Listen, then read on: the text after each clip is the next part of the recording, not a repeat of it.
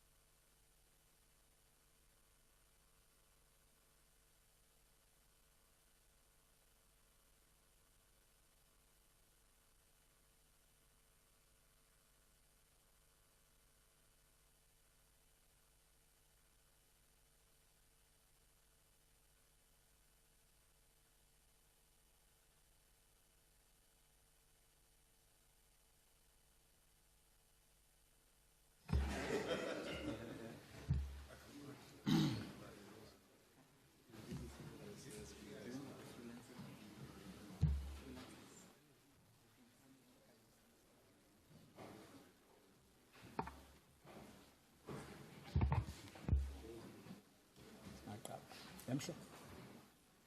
Public register.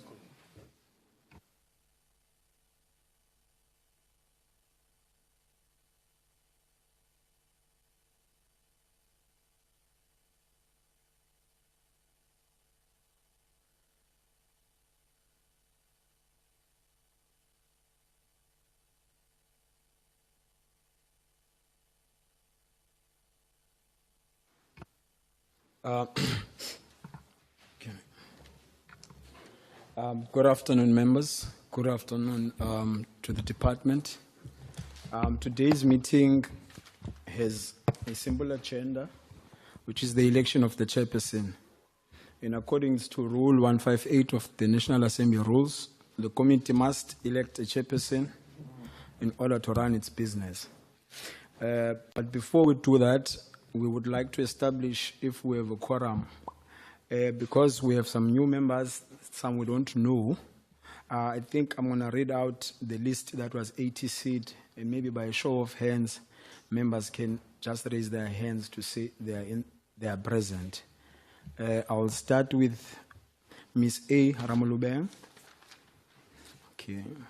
Mr. E. A. Clotte. Thank you. Mr. M.S. Muela. Thank you. Ms. M.E. Mtolo. Sorry, Mtolo, yes. Thank you. We have an alternate member who's Mr. Plakis, but I think they are attending another committee. Mr. J. Engelberg. Mr. D.T. Klopper. Mr. S. Nomvalo. Okay. Maybe they're still making their way here. Mr. T. Kuzwayo. Ms. B. Diale. Thank you. Ms. D. E. James. Thank you. Mr. A. Sauls. Thank you. Thank you.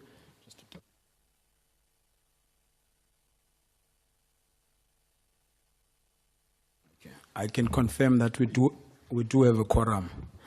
The process goes like this. A member will then, I will open up the floor for nominations of the chairperson. The proposer will have to be seconded by another member. And then if there is more than one nomination, we'll go up for a vote. Can I then call on members to propose names for the position of the chair of the committee? Sorry, just before you talk, can members maybe announce their names when they're about to speak so that we get used to our names as we go along for our first meeting? Thanks. Yeah, thanks, Chair of the session. My name is Samuel Mohodu Moela.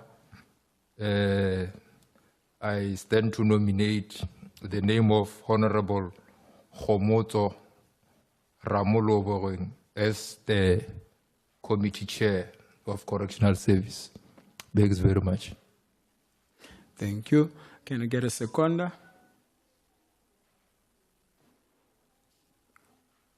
Okay, Honorable Engelberg. I second. Thank you. Okay, Okay, Honorable Ramolubeng is duly seconded. I need to check your availability. Is the nominee available to serve as the chair? I am available. Thank you. Thank you. Any further nominations for the position of the chair? Thank you. In the absence of any further nominations, I therefore welcome Honorable Ramolubeng as the chairperson of the committee duly elected. Thank you. May you please come and take your seat, Honorable Member.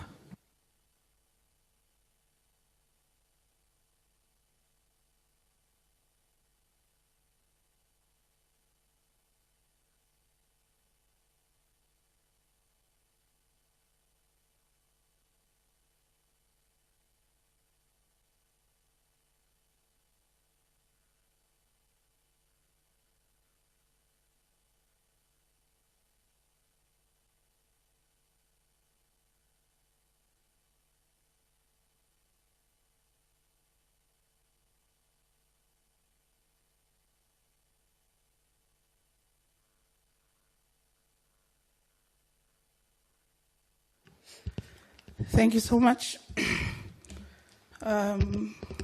Good afternoon, honorable members. As indicated, my name is Khomotso Anthea Ramlobe.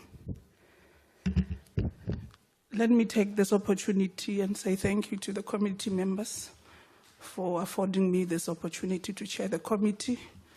And congratulations to both the Minister and the Deputy Minister on your election. And welcome to the team of DCS. I think we are familiar with each other. And welcome also to new members to the committee. Myself, Honorable Engelbrecht, we are returnees, so we'll take you through the journey, all of us, so that we all get to understand this big institution called DCS.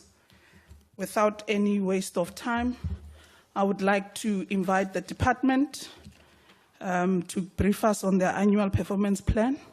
Minister, you would be leading this process, and therefore give the department an hour to present. We only have 2 hours in this room, colleagues. So if the department can try to give us the presentation on the APPs, only for an hour, so that we allow room for committee members to come in and engage. Thank you. Thank you, Chair.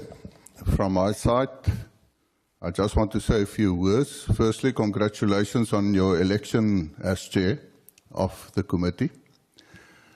Allow me also to congratulate all the members of Parliament elected to this 7th administration. I know that some of you are not new, have served on this specific portfolio committee before. So congratulations to all of you. Also, my deputy for being the Deputy Minister. We are a team, as you said, but with that team is also the National Commissioner, the senior managers, and everyone who works hard to ensure that correctional services deliver what it says, a service to the people. And you said that we work as one team. It's absolutely true. I've been on the Portfolio Committee of Police for more than 30 years, so I know how important it is to ensure that there is transparency and accountability. And we as executive, we are accountable to Parliament, and the strongest body that must ensure, and I say must ensure, for that accountability is this Portfolio Committee. I want each and every one that we work together, that if there are problems, questions in Parliament, that we respond to that in an honest way, and we must take hands, and also from your side as committee, to see how we can improve our services to the people of South Africa. Yes, there are many challenges facing the department: overcrowding, understaffing, the rundown facilities and infrastructure, scandals, corruption, fraud, ill discipline, and rampant gang activities in our facilities. That is true. We need to address these illnesses, if I can put it that way, and these problems we have. And I am excited to do so, and more excited that we can take hands to see how we can solve these issues. Chairperson, I also want to say to you and the honourable members, the reduction of overcrowding, although complex, remains a high priority for the department. Yes, we are constrained by the budget cuts. However, we will inject some impetus on the delivery of infrastructure projects and find ways to complete at least 17 infrastructure projects in this 24-25 financial year. We do believe that this will go a long way in tackling overcrowding, and I will play an active role to ensure that these projects are completed without corruption, exploitation, and on time. We cannot allow that there is an escalation in costs because contractors do not comply to the deadlines. We will have to see that they comply to that. The entire criminal justice system has to work as a team in tackling the high number of remand detainees awaiting trials and sentences in correctional facilities. And how do we deal with people remanded for petty offences and those that cannot afford a bail of R1,000 or less? It's important. These are priorities. The creation and the establishment of safer communities requires a multifaceted approach that, among others, including program implementation that seeks to prevent and combat crime whilst producing the self-sustainability and corrections.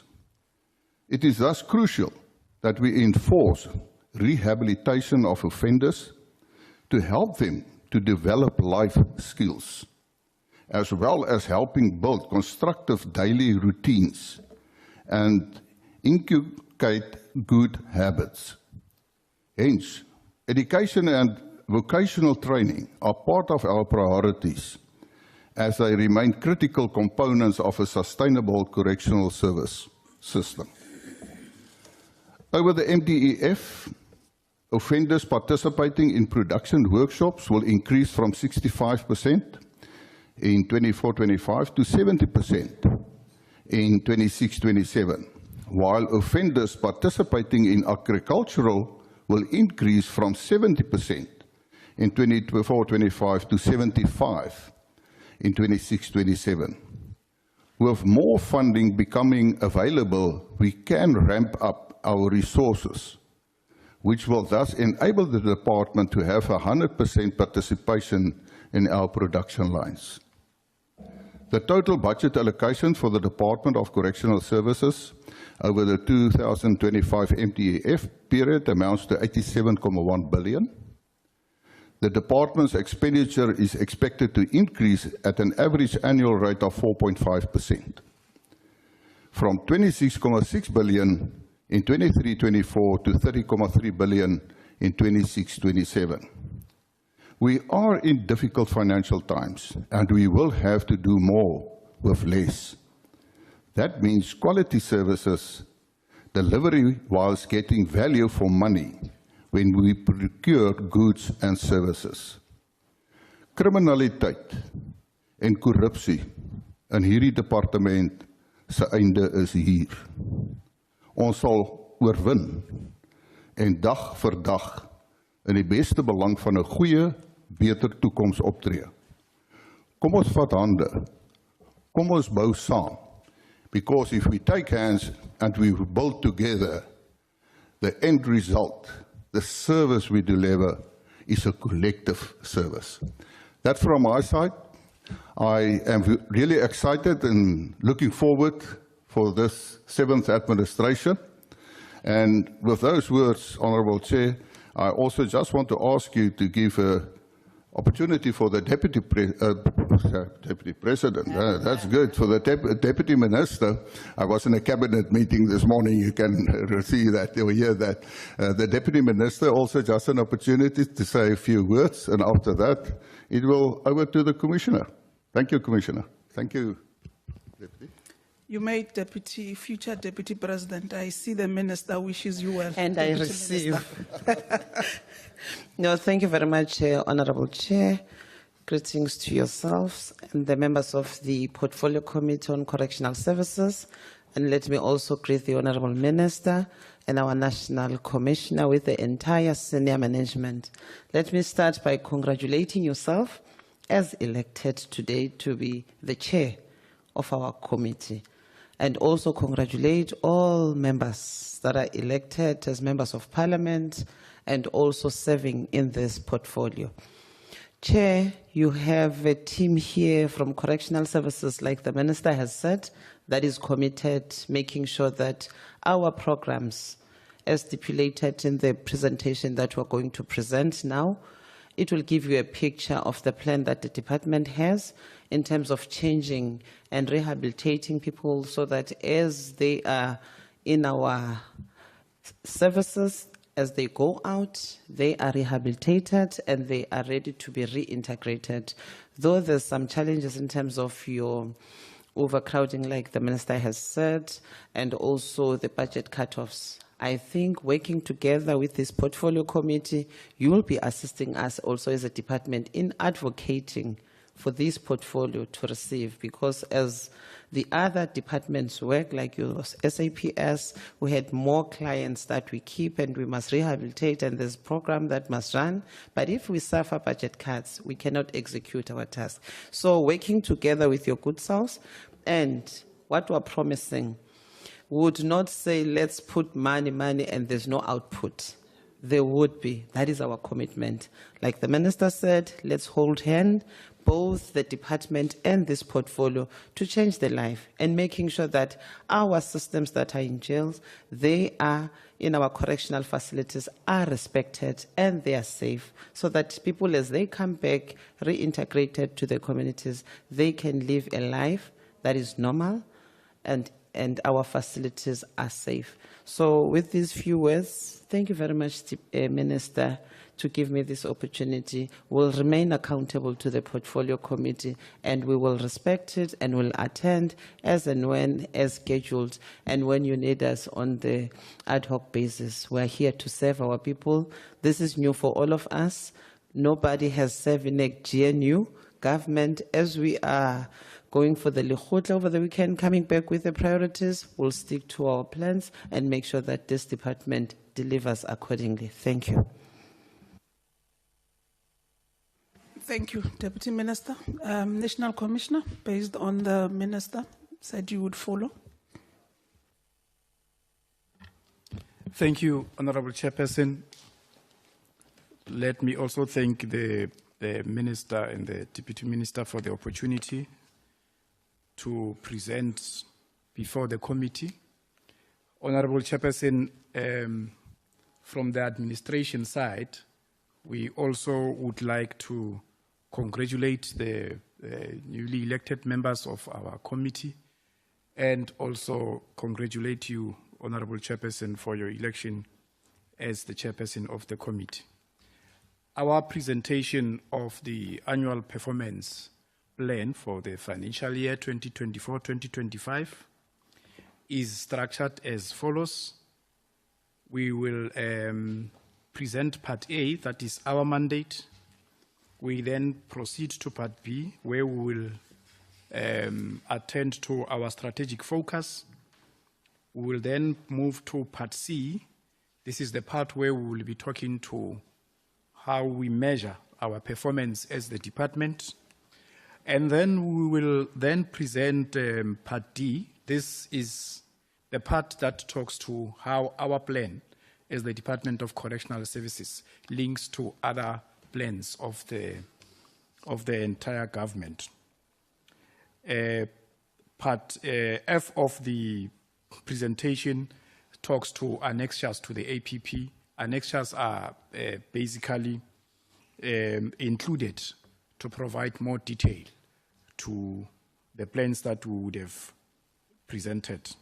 The last part, Honorable Chairperson and Honorable Members, will focus on the estimates of national expenditure.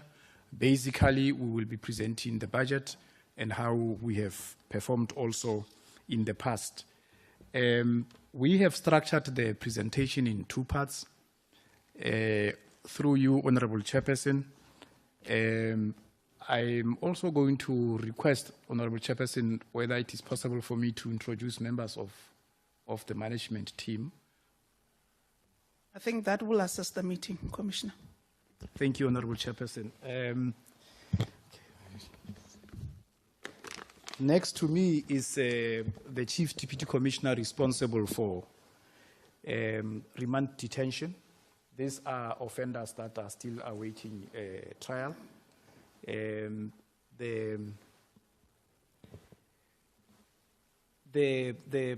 caseload is just above 50,000. It's Ms. Ramulifu. Next to Ms. Ramulifu is Mr. Maponya. He's the Chief Deputy Commissioner responsible for information technology.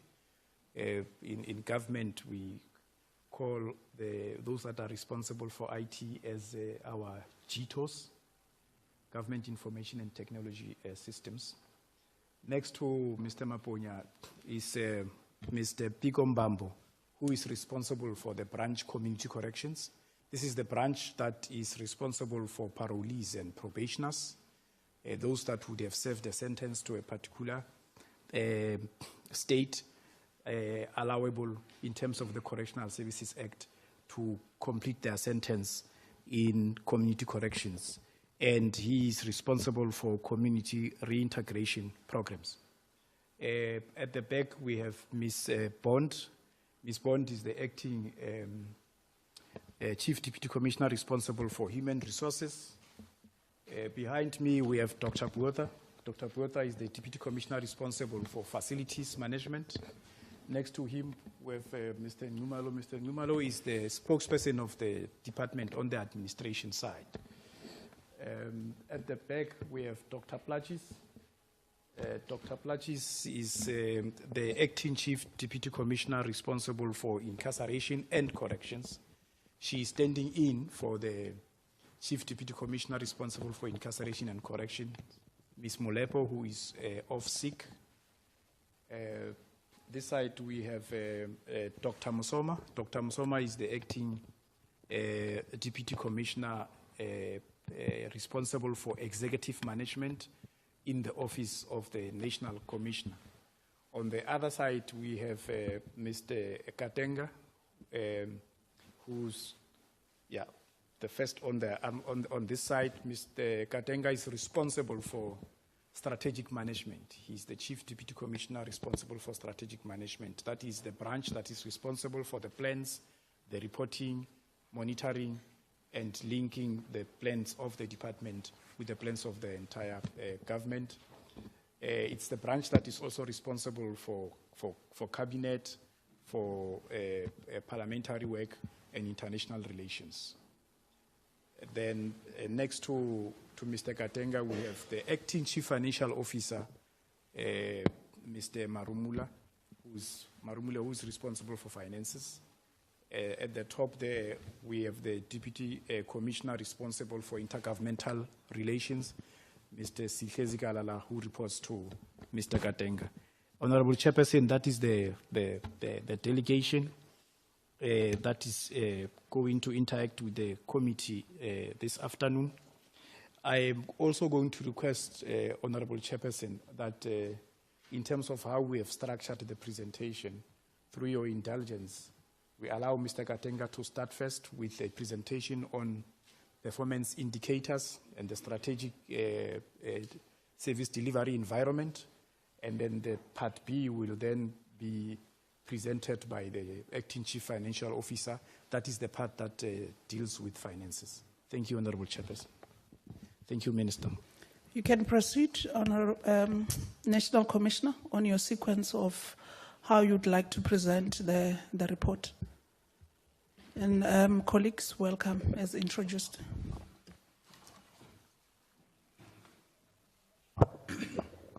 Thank you, Chairperson and members of the Portfolio Committee, Minister, Deputy Minister, and National Commissioner. I will proceed to take the meeting through the parts A and B, as indicated in the outline. I will take the meeting through to slide 4, which starts with part A of the annual performance plan, which talks to our mandate. And on slide 4, we indicate that the Constitution compels the department to comply with various sections of the Constitution for the treatment of offenders. The sections are listed. If I may just confirm if the hard copy of the presentation is with the members so that I can proceed even if we're having challenges with the presentation, Chairperson. I think all members have copies. When I was seated amongst them, they had copies printed out. I think, is it safe to proceed, colleagues? Okay, you can proceed. I will make reference to the page numbers or to the slide numbers as I go. So basically on slide 4, the various sections that relate to equality, human dignity, freedom and security of the individual, and so forth, which are factored into our core mandate, which is on page 5, our legislative mandate. Our primary mandate, if you look on the left column there, starts with the Correctional Services Act. However, given the mandate of the department, there are various other acts that the department must comply with in the treatment of offenders, and they are listed underneath there. And then in terms of the policy mandate, which leads to the Correctional Services Act, we had the white paper of corrections from 2005 and the white paper on remand detention of 2014, which is the body of legislation that drives our mandate. If we're on slide 5. Okay, moving on to slide 6. Still as part of Part A, the policy initiatives that have been driven over the planning period or the execution period from 2019 to 2025. The first bullet point indicates the amendments to the Correctional Services Act that are still to be undertaken. And this is based on a consideration in terms of developments of the correctional system, international and regional obligations, Nelson Mandela rules, and other judgments impacting on the interpretation of the Correctional Services Act, and which would mainly impact or would relate to, amongst others, the parole, interstate transfer of foreign national offenders, service conditions of officials, and the National Council on Correctional Services, as well as the treatment of inmates. So that is legislation, and those amendments will come through the duration of this committee. Other amendments to the Act that have come through was the Amendment Act of 2021 and also the Amendment Act of 2023, which mainly inserted the Section 95D, which related to how the DCS interacts with JICS in terms of its independence.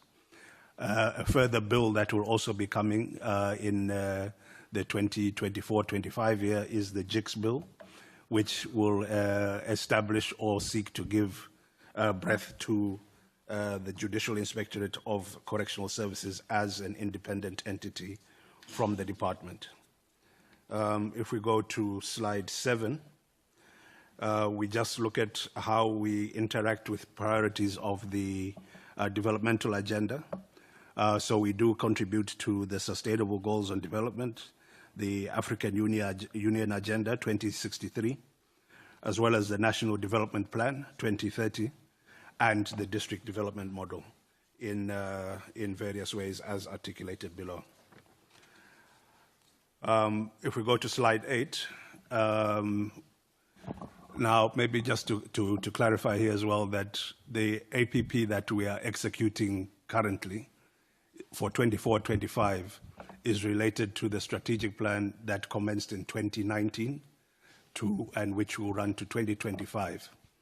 So when we refer to the MTSF priorities, it is in relation to that strategic plan.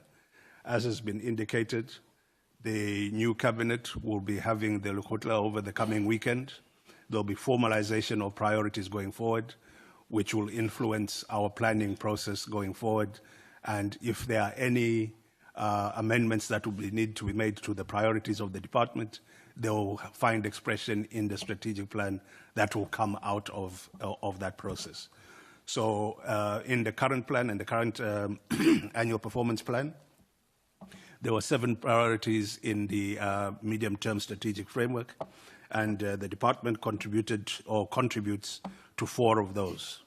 There was, at the top of slide 8, priority 6, which related to social cohesion and safe communities. There are 4 performance indicators that are in the annual performance plan that talk to that, and that is the percentage of parolees without violations, percentage of probationers without violations, number of victims participating in restorative justice programs, and then there's a cross-cutting indicator which talks to the implementation of the National Strategic Plan on gender-based violence. And then on priority 2, which was economic transformation and job creation, there are also 4 indicators, which was the number of economic opportunities facilitated for parolees and probationers, the percentage of youth employed within the department. We also measure compliance in terms of the employment equity plan in the filling of positions. And the last one is the percentage of tenders above 30 million that are awarded to designated groups.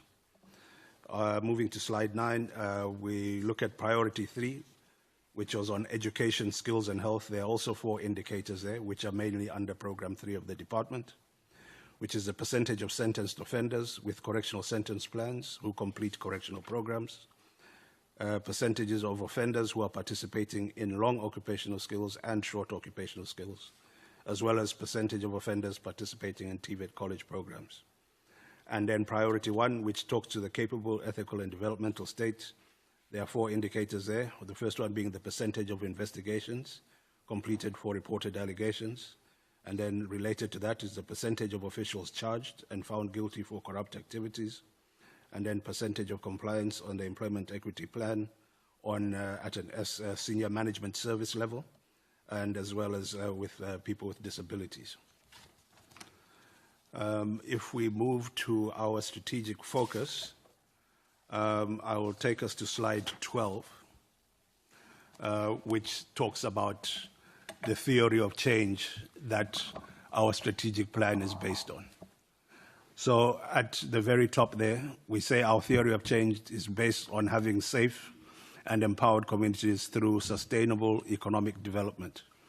So the priorities are to break the cycle of crime, to have corrections delivered through integrated government, to have a safe and healthy environment, as well as ideal rehabilitation programs and capacity building interventions for high-performing teams, and innovation and contemporary practices.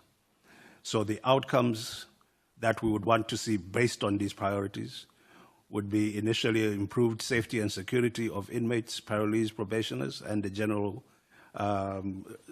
corrections environment, improved case management processes of inmates, increased access to needs-based rehabilitation programs, successful reintegration, a healthy incarcerated population, and a high-performing ethical organization. And how we intend to achieve, or how we actually go about achieving our priorities, is to have suitable and relevant security technology policies and processes.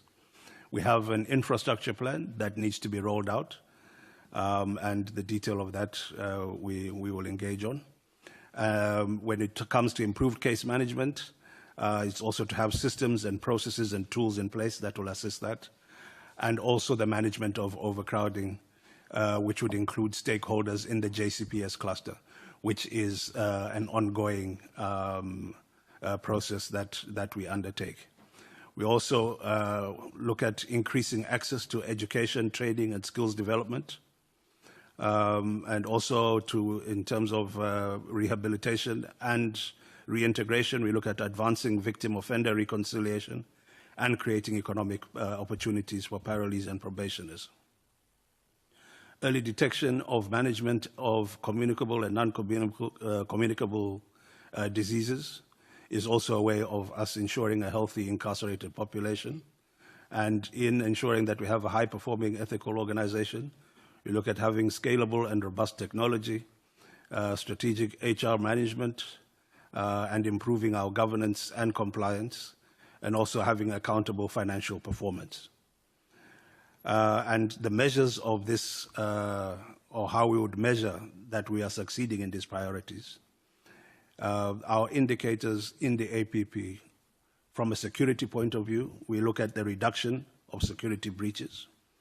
We look at measuring the increase of offenders who are approved for parole placement, obviously with the requisite case management processes that approve or recommend the right persons for consideration.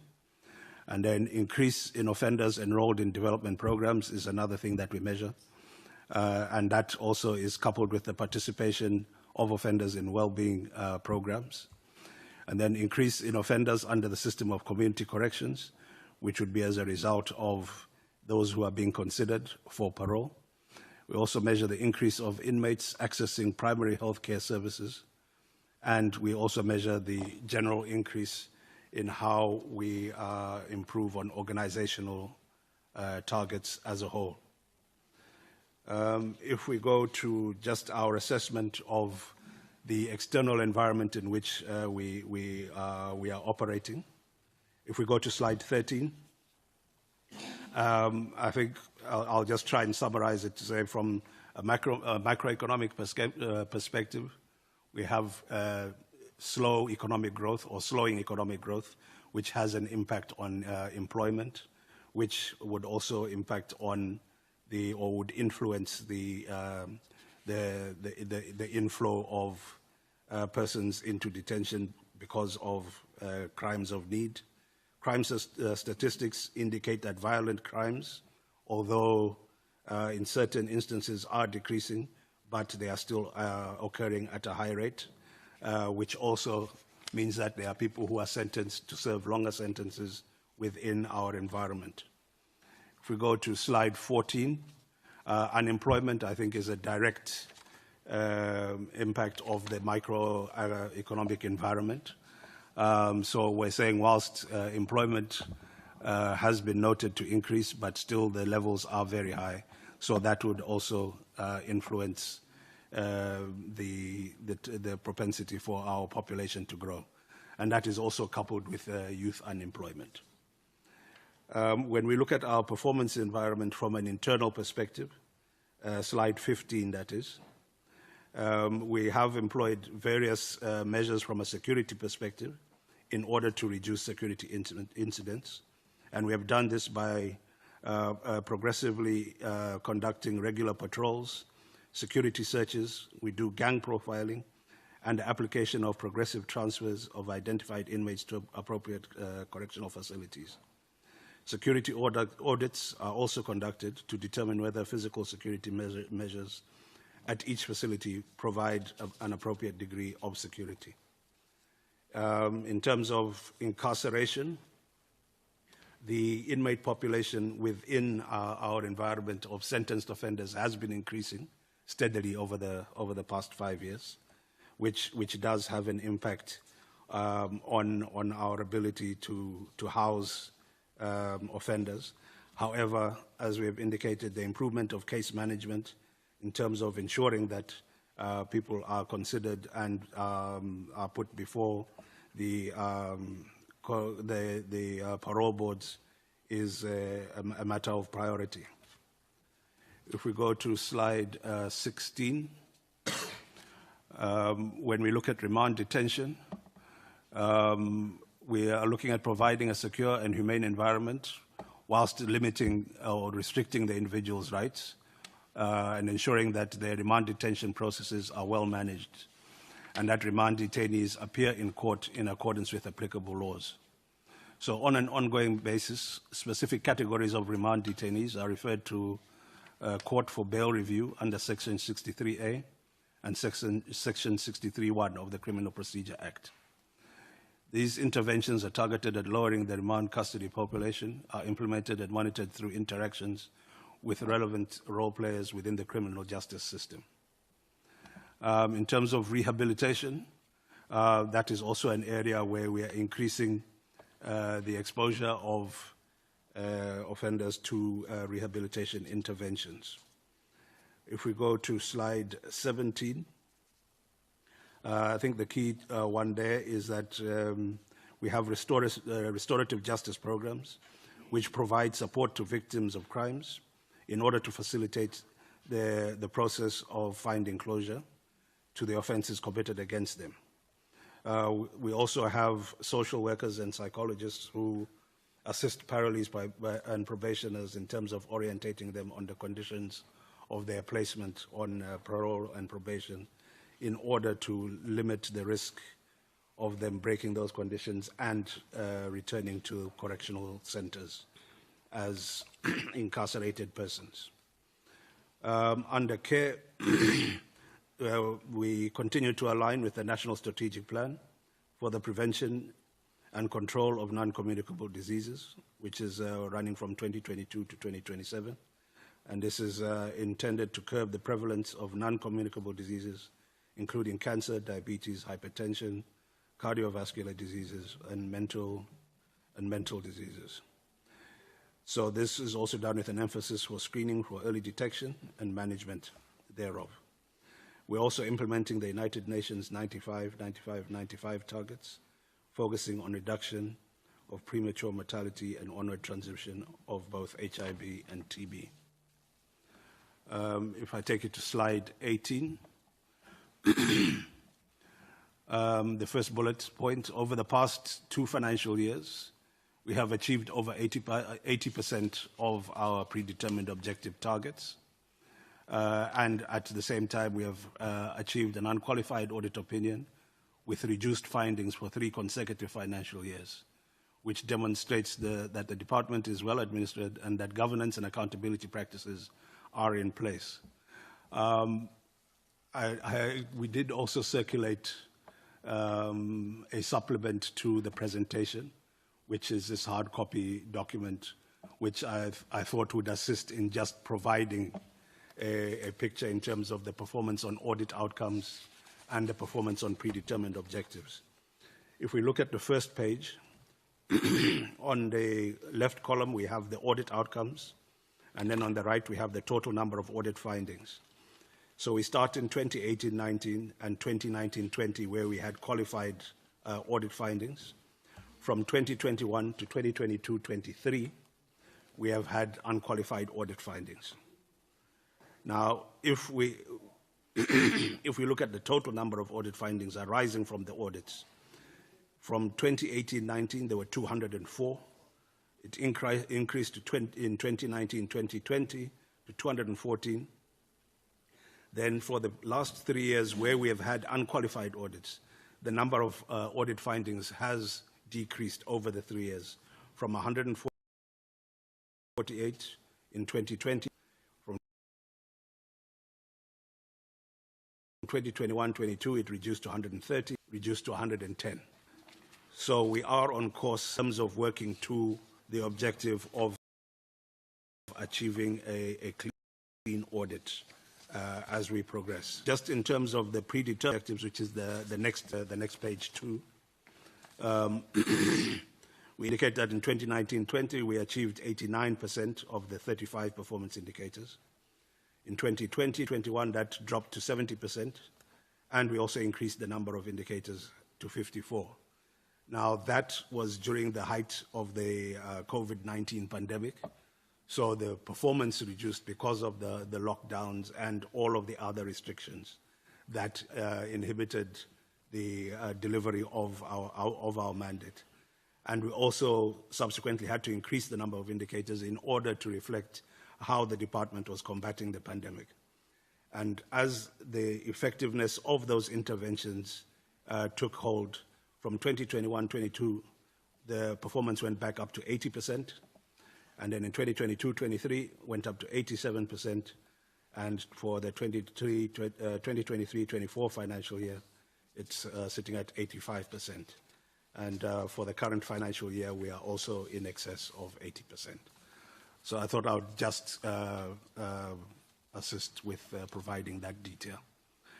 I think we are the issues of the reduction of the compensation of employees' budget, that will have a negative impact on our ability to hire the necessary skills within the department, is something that also the Chief Financial Officer will articulate when he takes us through the budget presentation.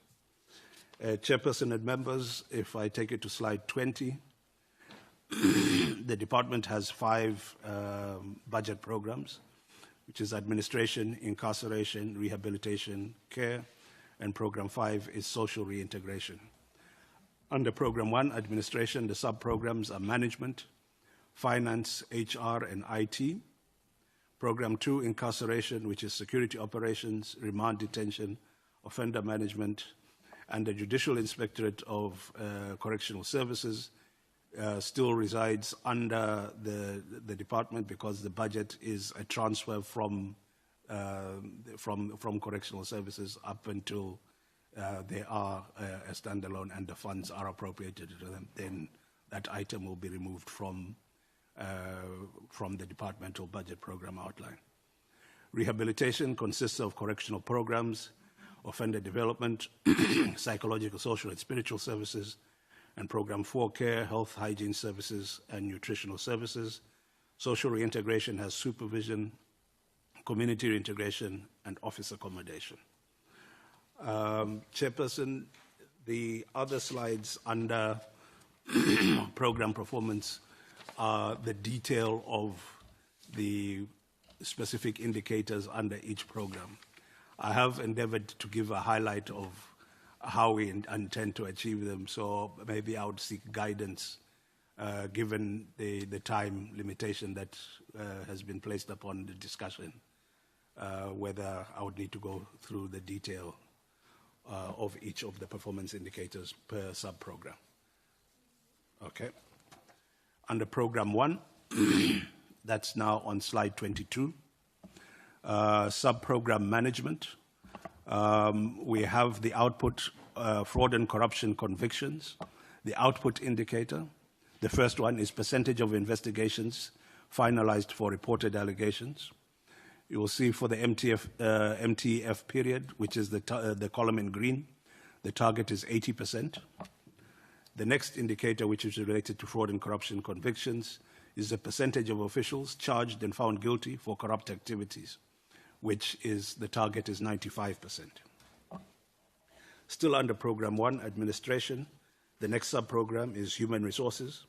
As I'd indicated that we want to comply with the employment equity and the employment of youth.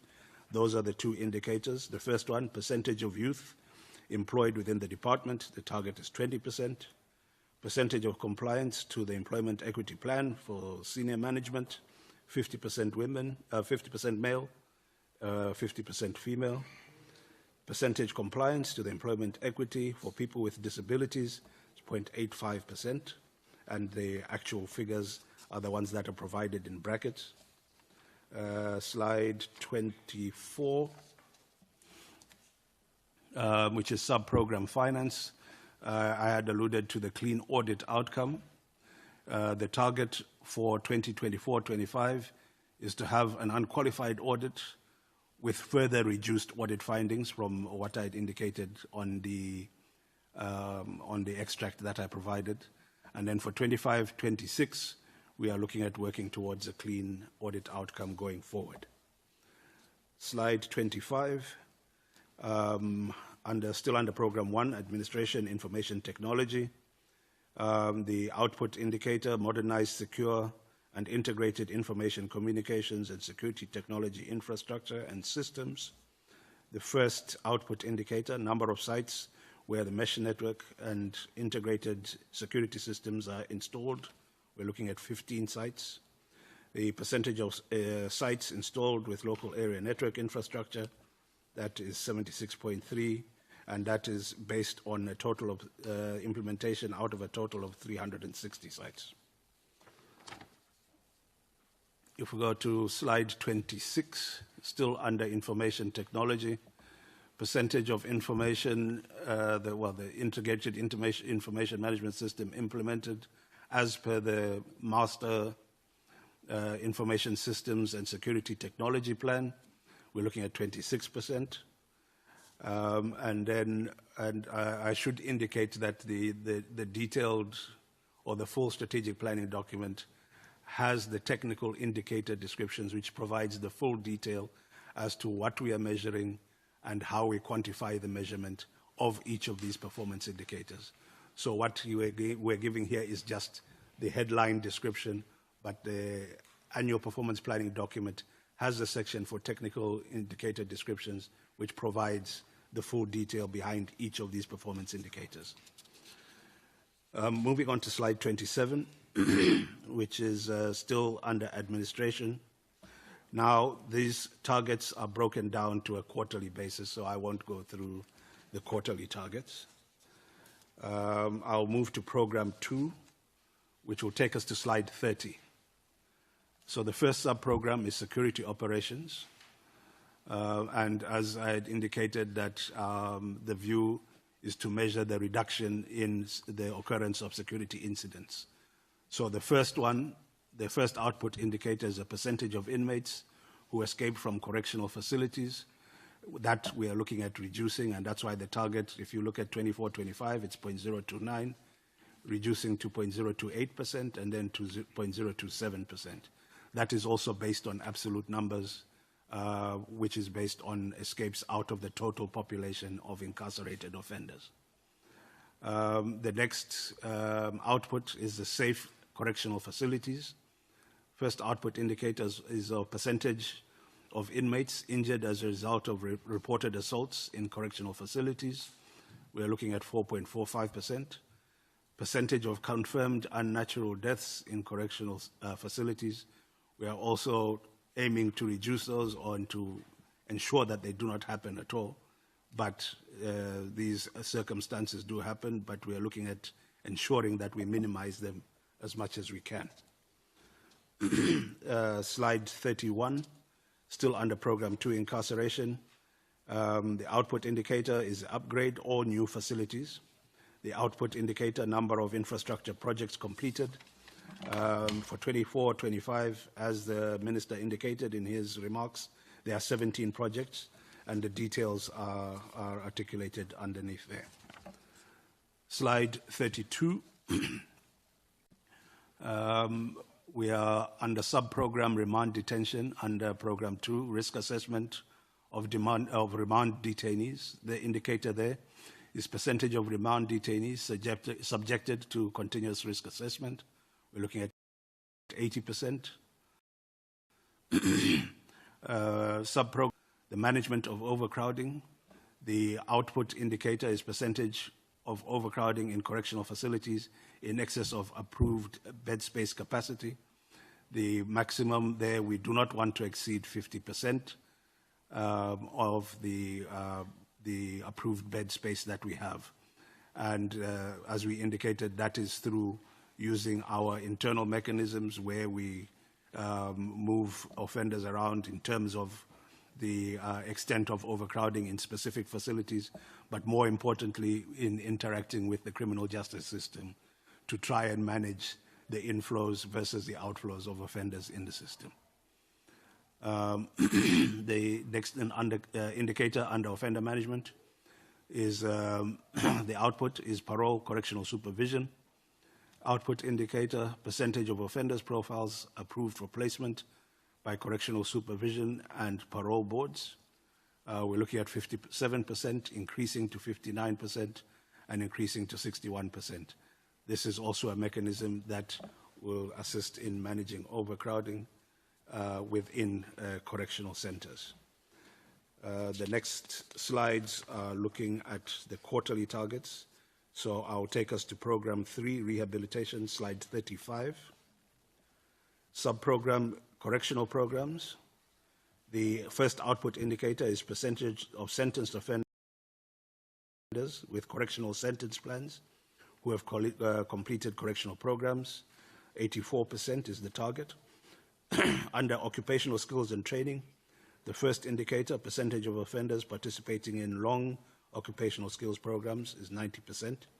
And the next indicator for short occupational skills is also 90%. Slide 34. Still under offender development.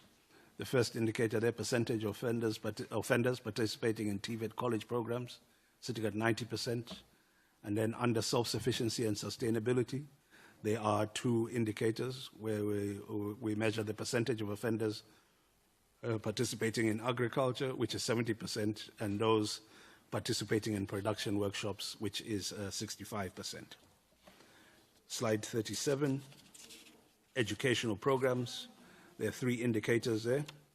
The first output indicator, percentage of offenders participating in general education and training per academic year, 90%. Percentage of offenders participating in further education and training per academic year is 85%. And then grade 12, national certificate, pass rate obtained in an academic year, we're looking at 78%, and that increasing to 78%. Program 4, which is care, slide 43. The first output indicator talks to communicable disease treatment. There are 2 indicators there. The first output indicator, offenders' viral load suppression rate at 12 months, we're looking at 95%. Offender tuberculosis new pulmonary cure rate, also 95%. And then under non-communicable diseases, the first indicator, percentage of inmates screened for diabetes, 90%, and percentage of inmates screened for hypertension, 90%. Slide 43, nutritional diets. The output indicator, percentage of therapeutic diets prescribed for inmates.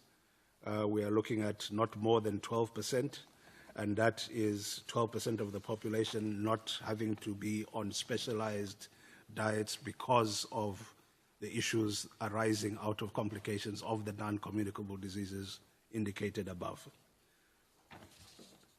I'll take it to program 5, which is social reintegration. Slide 46. The first output is compliance by probationers and parolees. So percentage of parolees without violation is 97%. Percentage of probationers without violation, we also want that at 97%. Under community reintegration, the victim offender dialogues, the output indicator is the number of victims who participate in restorative justice programs, 5,300. And then under victim offender dialogue, for the 2024-25 year, that's 4,000, and that's the number of offenders, parolees, and probationers who participate in restorative justice programs. And then the next one is under job creation, a number of economic opportunities facilitated for offenders, parolees, and probationers, that is 54. And then still under job creation, that is slide 48. Number of victims who benefit from social, economic support facilitated, 54, and then number of parolees and probationers participating in community initiatives, 6,800.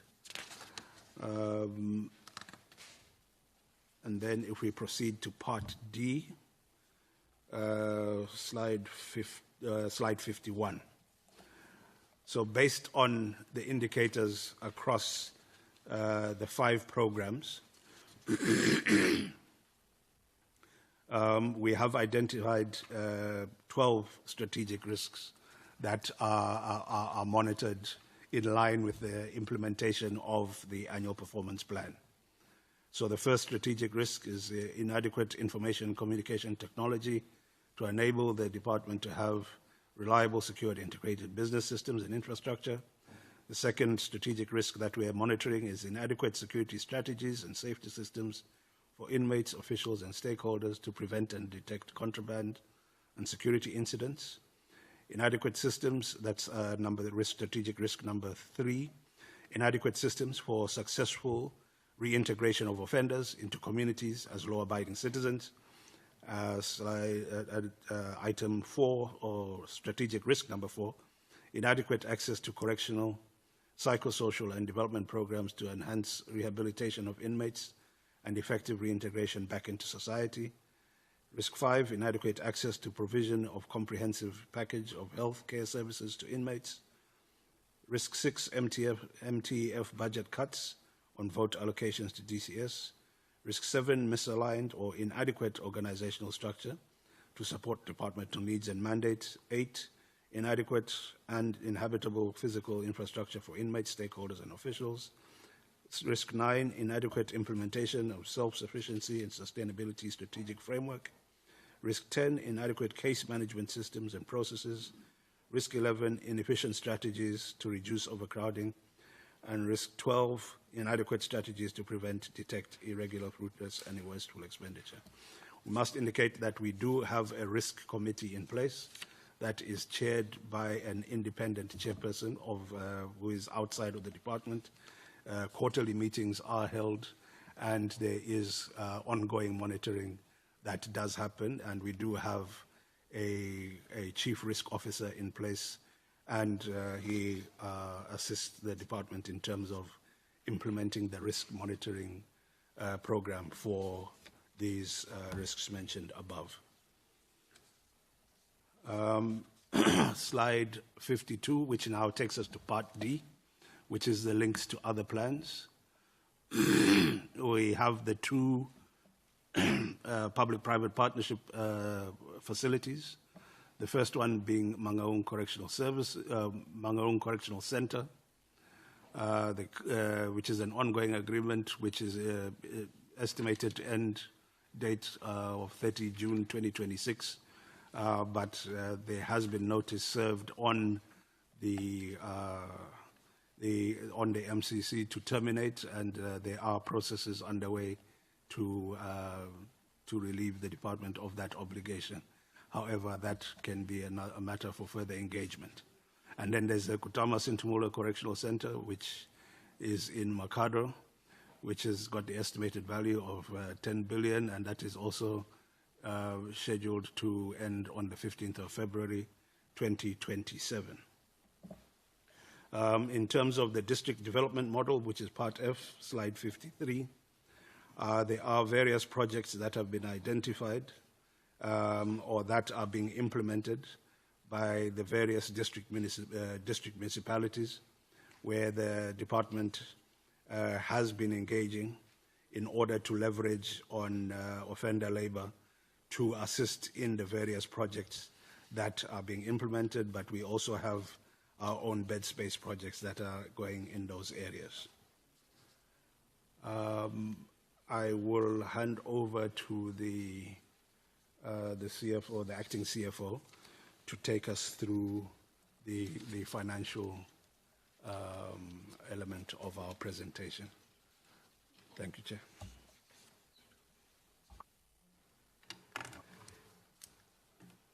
Okay.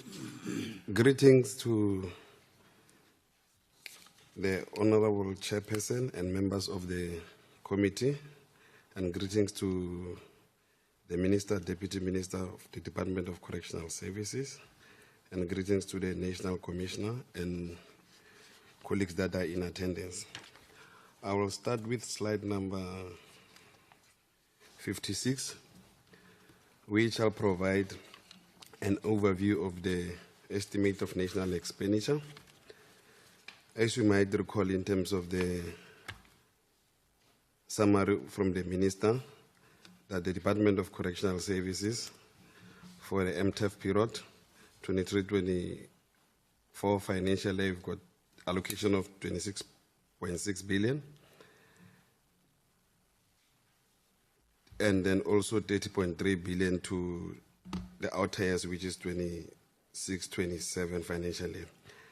Just to indicate that over the MTEF period, the allocation for the program incarceration accounts to 61% of the budget, which is 53.2 billion, but also to indicate that this particular allocation also includes remand detention, as the slide that was presented by my colleague CDC Kadenga.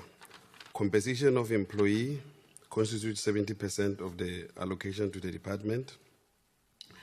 And just to emphasize the point that was indicated by the Minister in terms of the budget cuts, that last year, during September and October, Cabinet approved a reduction of 2.5 billion through the MTEF period to the Department of Correctional Services. However, over and above that, then they've allocated 4.3 billion to the cost of living adjustment just to carry through the public sector wage agreement. And that provides the net amount of the increase to 1.8 billion. But just to emphasize that the only allocation that was received from National Treasury was only on the compensation of employee, not on goods and services. And in terms of jigs, as it was indicated in the slides presented by CDC Katenga, that they are on their own and then they prepared their E&E as part of the appropriation bill. So the Department of Correctional Services' responsibility is to be able to transfer funds to the jigs department. So moving to slide number 58, budget allocation conditions. In terms of the E&E allocation, DCS has been allocated in terms of upgrading rehabilitation, refurbishment of correctional and other facilities within the department, 223 million in the 2024-25 financial year, 232 million in the 25-26 financial year, and in the last financial year of the MTEF, they've allocated 242 million. As I've indicated, that the funds that are earmarked for judicial inspectorate, it's 114 million 2025 financial year, and 125-26, and 129 million for 26-27. The compensation of employee official has got a ceiling amount of 9.4 billion. Just to emphasize, the 19.4 billion include cost of living adjustment, and also through outages 21.2 billion. The devolution of funds for public works got accommodation charges of 721 million for 24-25 financial year, and 754 million for 25-26 financial year, and a 788 million 20 financial year.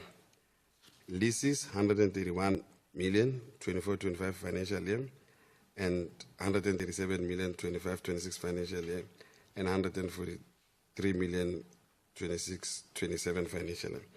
Municipal services 1.3 billion 24-25 financial year, 1.4 25-26, and 1.5 26-27. Just to emphasize, Chairperson and members, to be able to say, this is the area where, during the budget cuts from National Treasury, where the department has been hit most, because of that's where our infrastructure funding was cut during the cut of budget, when Treasury was cutting the budget. But however, one of the factors that the department was grappling with, it was just the implementation of projects through public works. So therefore, the budget that we have in terms of this particular refurbishment of facilities is very, very minimal.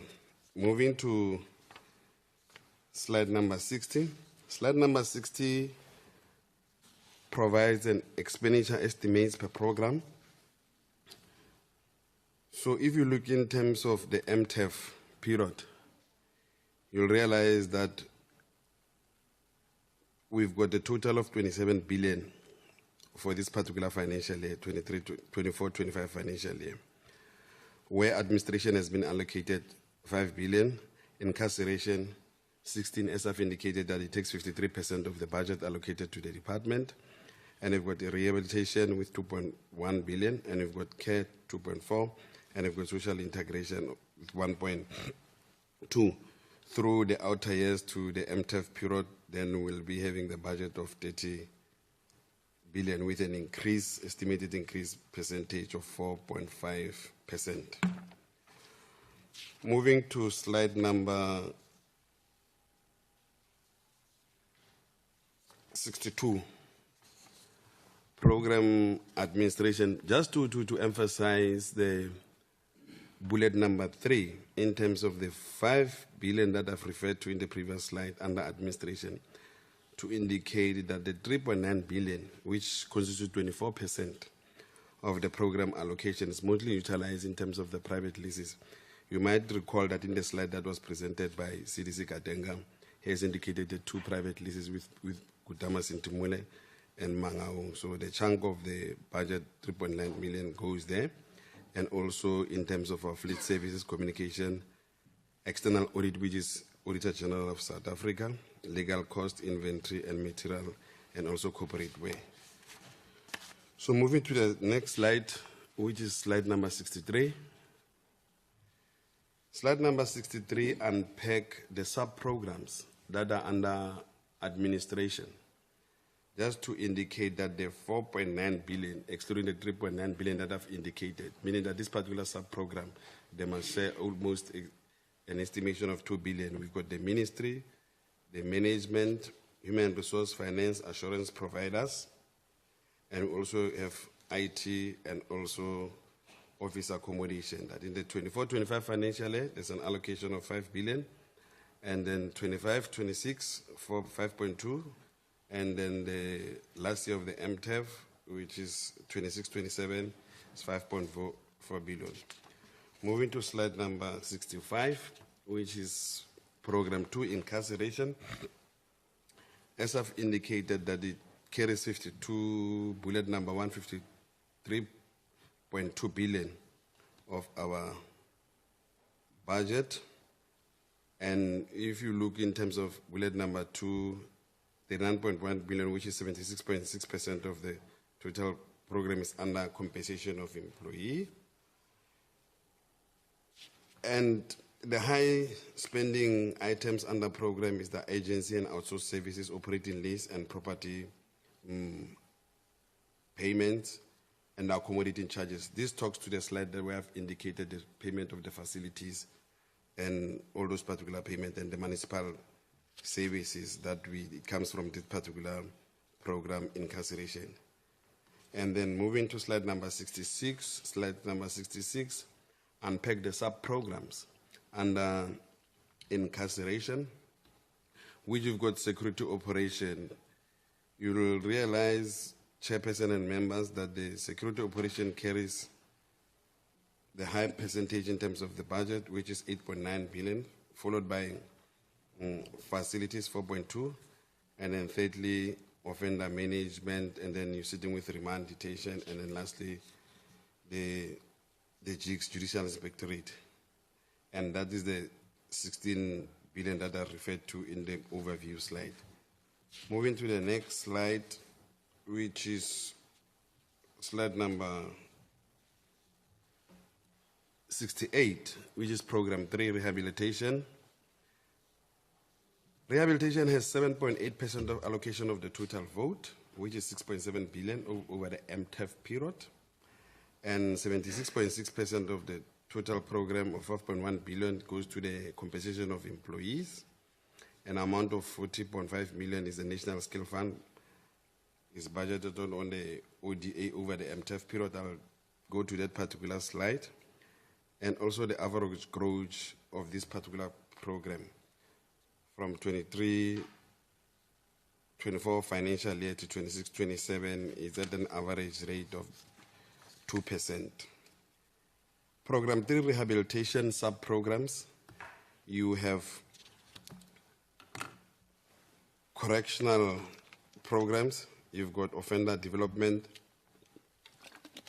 and lastly, you've got your psychological, social, and spiritual services as sub-programs. They carry a budget of 2.1 billion under the 24-25 financial year. Moving to program 4, which is care. Program 4, chair and committee members, carries 1.7% of the, will have an average growth of 1.7% within the MTEF period. And the natural services subprogram allocated the 3.8 billion, which is 49% of the total program allocation. And food supplies for inmates is the biggest spending item under program care, with an allocation of 2.8 billion, for the MTEF period from 2024-25 to 26-27. And then the 3.4 billion, which is 44% of the program budget over the medium term, goes to COE compensation of employee. Then the programs care, which have two sub-programs, nutritional services in the 24-25 financial year, budget allocated is 1.2 billion. Health and hygiene services, 1.2 billion, with a total of 2.4 billion. And within the outer years, which is 26-27 financial year, nutritional services will have 1.3, and health hygiene services will have 1.4, 1.3, I'm sorry, and then you have actually the 2.6 billion. Moving to social integration, which is the last program, with an average growth of 1.2 from 23-24 to 25-26 financial, constitutes 4.3% of the total vote allocation, and 3.3 billion of that particular allocation, which is 87%, is allocated to the COE, and supervision program amounts to 3.3 billion over the MTEF period, and the community integration allocated an amount of 291 million, which is 8% of the program over the MTEF period. And then 154 million will be spent on at least community correction buildings with all over the country. And within the MTEF period, 154 million has been allocated to pay those particular facilities. Program 5, social integration. When we unpack the sub-programs, we've got supervision, which in the 24-25 financial year carry 1 billion, and community reintegration, 95 million, and then office accommodation, as indicated in my previous slides, which is 49 million. Then there's the total of 1.2 billion allocated in 24-25 financial year, and in the outer years, which is 26-27, it's 1.2 billion. I'm not going to go to slide number 77. It's a repetition. Apologies to the members for that. Then I will move to the slide number 82, just to demonstrate the department in terms of the revenue collections that we do with the work that we do within the department. We also receive revenue in terms of, to mention the few, the sales of asset. So the medium-term receipt estimate is estimated with benchmark with the previous receipt that we have in terms of when we selling goods and services, and then also when we selling the capital assets. That's the amount that we receive as the Department of Correctional Services. I will move to slide number 86. As chairperson and members have indicated on the previous slide, the issue of the ODA, which is the Official Development Assistant, where we receive funding from Criminal Asset Recovery Account, and also from the National Skills Fund from Department of Higher Education, and the Global Fund from Department of Health, and then the Sassista during our training of the inmate. Thank you, Chair and members, for the opportunity. National Commissioner. Thank you, Honorable Chairperson. This is the PowerPoint presentation that we have prepared covering the annual performance plan as we presented it to the Honorable Committee. Thank you, Honorable Chairperson. Thank you, Minister. Minister, do you want to come in before I allow members, or you are satisfied? At this stage, I don't want to add any, Chairperson, so I don't know how your order is, whether there's going to be questions, and we can continue. Deputy Minister. Thank you very much, Chair. I think we're fine. The presentation covers the plans that we are presenting. We're here for presenting it before the committee for deliberation. Thank you. Thank you so much, honorable members.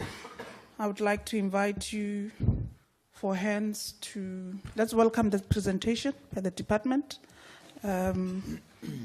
Invite hands for clarity input with regards to the APP. Honorable Engelbrecht, you'll start. You follow. Kindly, before you speak, just make an indication of your name so that we equally get out of this portfolio committee knowing one another. Is it only the two hands? You will come in, the third.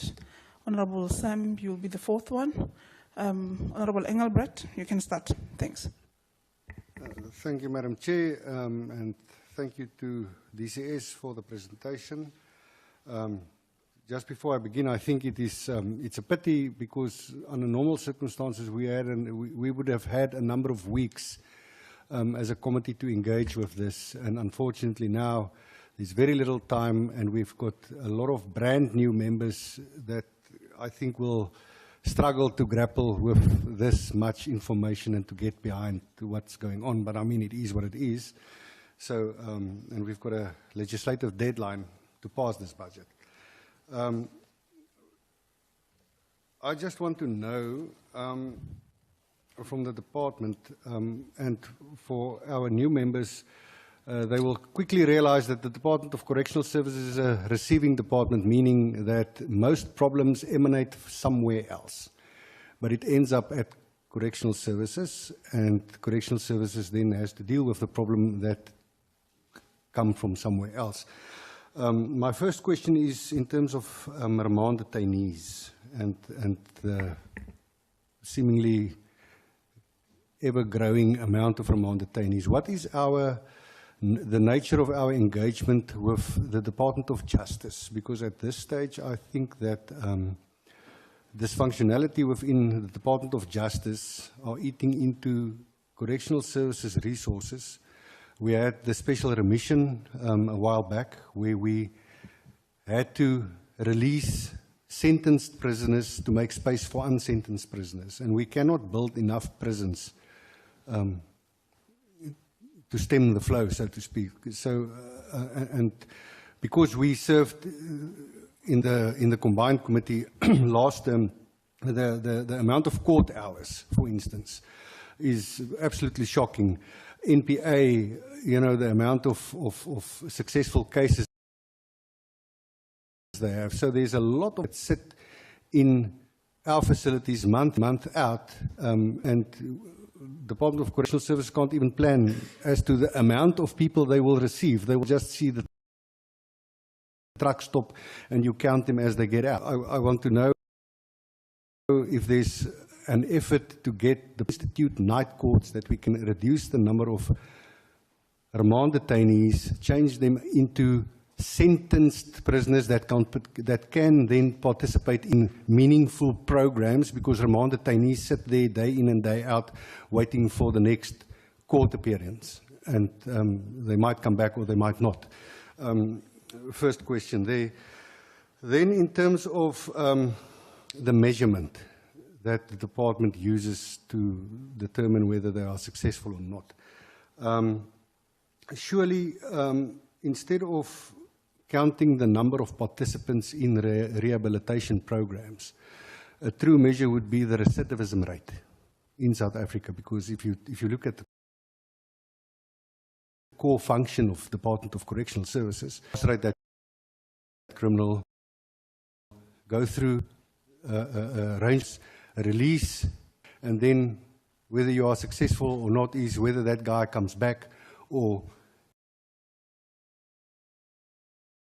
he becomes a meaningful contributor. There's no accurate figure for the recidivism rate, but it's there, because if a accused appear before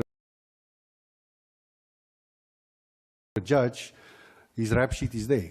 We know.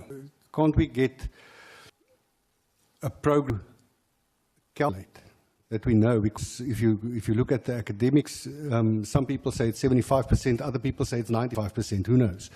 But that would be, for me, a measure to say, okay, job well done. And then also the effectiveness of our rehabilitation programs. Are they still valid or have they become redundant in time? Do we give an inmate that's released the opportunity to find employment? And also something that's outside of the DCS control, we've got a shaming. Once you went to prison, like finding, but that we can't do as correctional services. And obviously a lot of crime is huge inequality and other socioeconomic factors that also nothing to do with this department. Then, in terms of the AG report, last time, if I recall correctly, a matter of emphasis was litigation against DCS. And it is your stated intention here to reduce the matters of emphasis. So can you please enlighten us with what it is exactly that you are going to do to reduce the number of litigations ongoing against the department? And just as an example, I mean, the Department of Health can't function because of malpractice litigation against them. And that's most certainly not a place where Department of Correctional Services wants to end up, being in court all day long and losing massive amounts of money because there's litigation, successful litigation against this department. Then the integrated inmate management system, which has, I mean, there's a long and sorrowful history surrounding that project. Was a calculation done? How much did it cost to this date?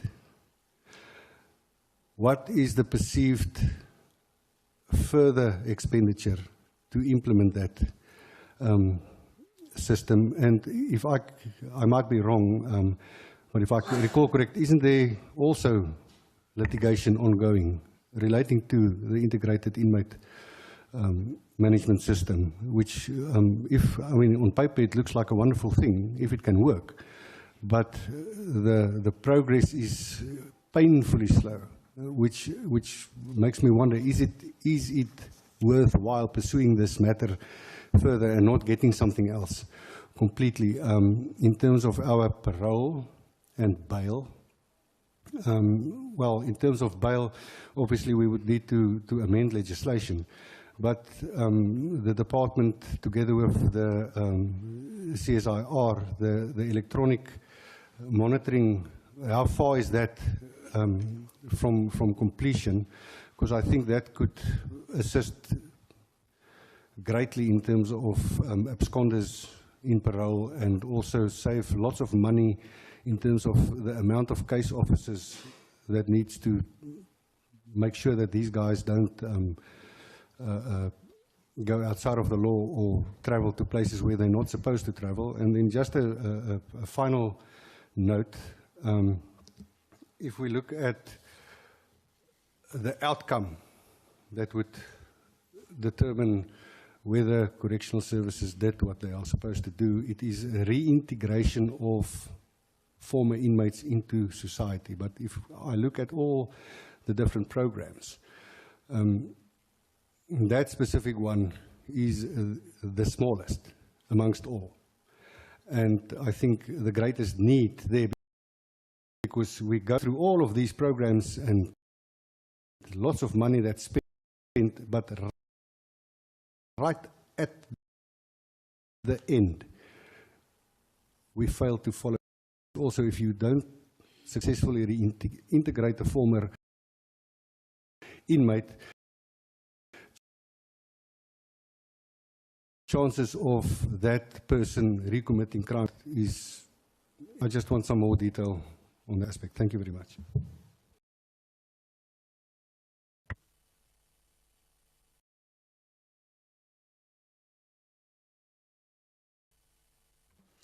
Thank you so much, Chair. Thank you so much, Minister, for your opening remarks. Congratulations to the Chairperson on your appointment.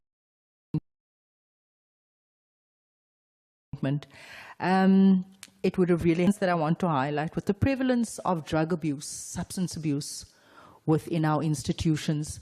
I saw there that you had a program, rehabilitation,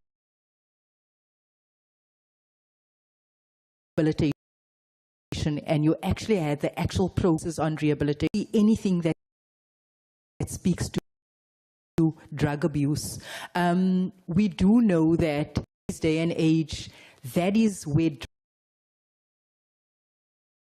drugs are abused, I think, is in our institutions. And of great concern to me, and my previous background is an activist, so I've been dealing with this, is the use of cell phones. That continues, the use of cell phones in these institutions. You see it on TikTok, you see it on Facebook, where inmates almost come across as if though they're on a holiday. We speak of inmates leaving these facilities and recommitting crime, so it's a revolving, but they don't even have to leave the facilities to commit crime. So many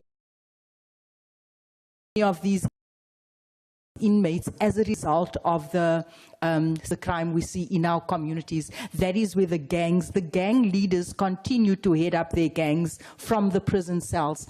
It is also unfortunate because right now I would have liked to make a case point and actually reference quite a few cases that I've dealt with where we have actually reported certain inmates where they were moved from their prison cells to your maximum, not sure what you call it, Chairperson, the maximum cells, and still they continued to use their cell phones because of the corrupt wardens. So I'd also like to know what are we doing and what we can do, because I'd like to think that at this platform, playing the whole day, we're actually going to come up with tangible solutions. Tangible solutions, number one, that's going to speak to curbing the use of cell phones and be having a zero tolerance approach. Number two, corrupt wardens as well, and also addressing gang and drug violence. What is the support for those who enter these facilities that are already addicted to drugs? We know that substance use disorder is a disease. I saw there some of the diseases that you are dealing with. I don't see anything there that speaks to drug abuse. I think, thank you. That's my contribution. Thank you, ma'am. Okay, thank you. Thanks very much, Chairperson. My name is Betty Diale, member of this committee. I just want to find out from the department. You spoke of security breaches that happened within the department. Can I just perhaps find out what are the common security breaches that you experience and what are the plans that you have in order to curb such? That's question number one. And number two, perhaps on a lighter note, as we go through your documents, there are a lot of acronyms. Can we perhaps in the next, going forward, as you do, or as you draft your documents, perhaps have an index of acronyms? Because it can be assumed that we will understand all the acronyms that are inside the document. That's on a lighter note, but may it be fixed. The issue of overcrowding. The department spoke of overcrowding within prisons. To what extent do you experience this overcrowding, and what are the risks involved or the risks you experience in terms of overcrowding in various prisons. When you spoke of the Aegis report, you spoke of you targeting qualified audit report going forward. So my question is, why do you have a target of qualified report? Why not clean audits? Because I assume the Aegis report, the previous Aegis report would have indicated where you've been going wrong. Why are you still targeting qualified report and not clean audits at this stage going forward? Back to that one of overcrowding. In terms of in slide 32, as I look into the overcrowding percentages over the years, it would appear it's actually worsening. It's a situation that's actually worsening. You see, 2020, 2021 financial years, you were at 27%. It increased 32%, 46%. Now, why is it worsening? You mentioned that you are not planning to go beyond 50%, but it looks like you are on a downward trial. What are your plans in improving that so that we are not actually going above 50% in terms of lack of bed space capacities? There's also an issue of 154 million rent being paid in terms of rental of facilities or rental of structures of prisons. Now, what are the plans in your property development, in your infrastructure programs that you have currently? Are there reduction? Let's give an example, perhaps over the past 5 years.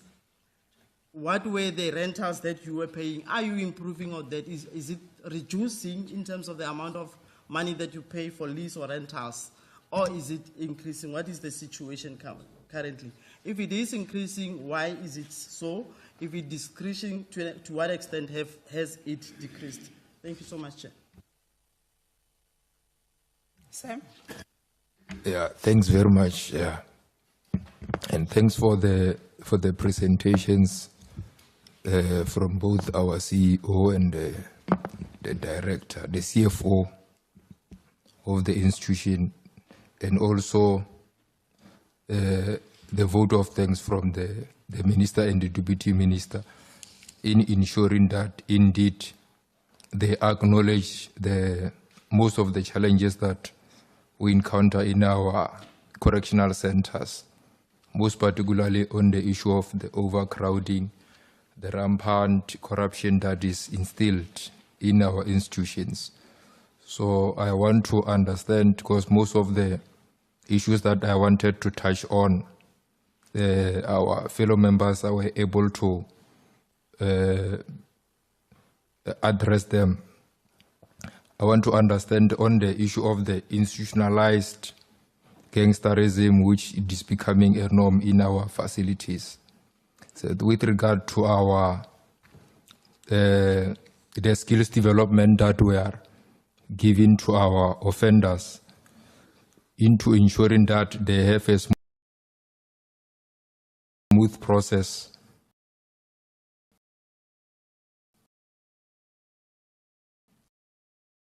to the community through the intact they run through our rehabilitation.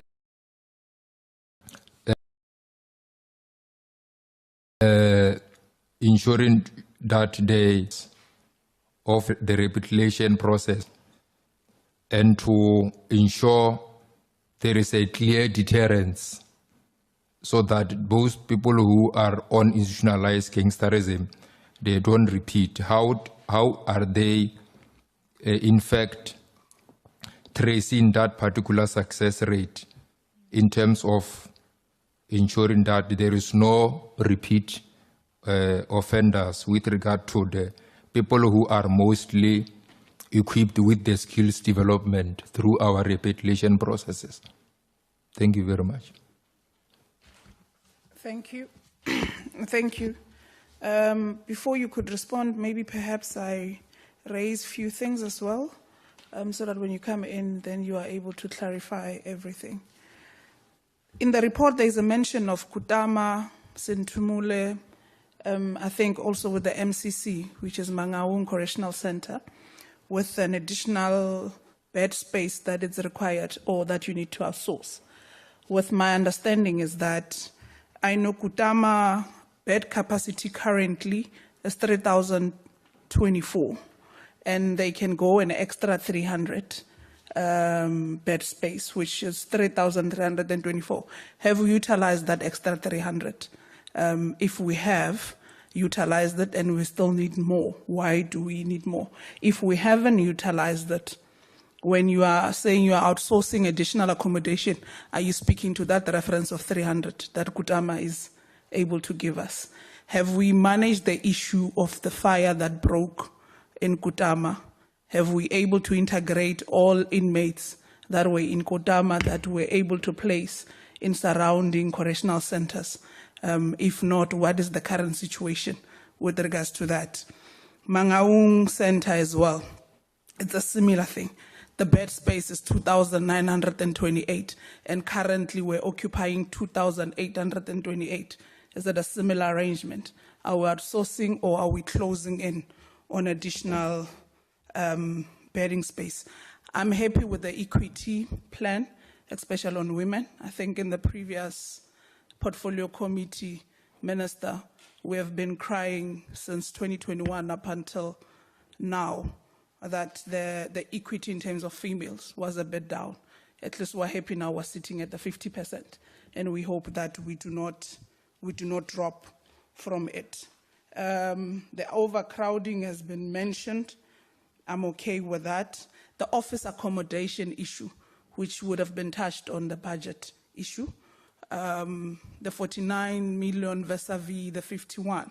Is this inclusive of Zanin Correctional Center, which the last time still did not have accommodation for what do you call them? Not inmates, for officials, which they needed to travel. And I know it's not Zanin only. There's a center, I believe, in the Free State, if not the Northern Cape, that also has a similar arrangement that officials do not have official residence. Is it inclusive? If not, have we started to plan around those institutions that do not house officials in terms of accommodation? Perhaps now, because of we've been dropping as DCS in terms of we've been receiving a bit of budget cuts in the previous financial year, perhaps now that we're a standalone department, maybe would not have a similar arrangements that we have. Perhaps now would get the Minister of Finance would be considerate towards us. But those were clarities that I seeked, and those from members. Yes.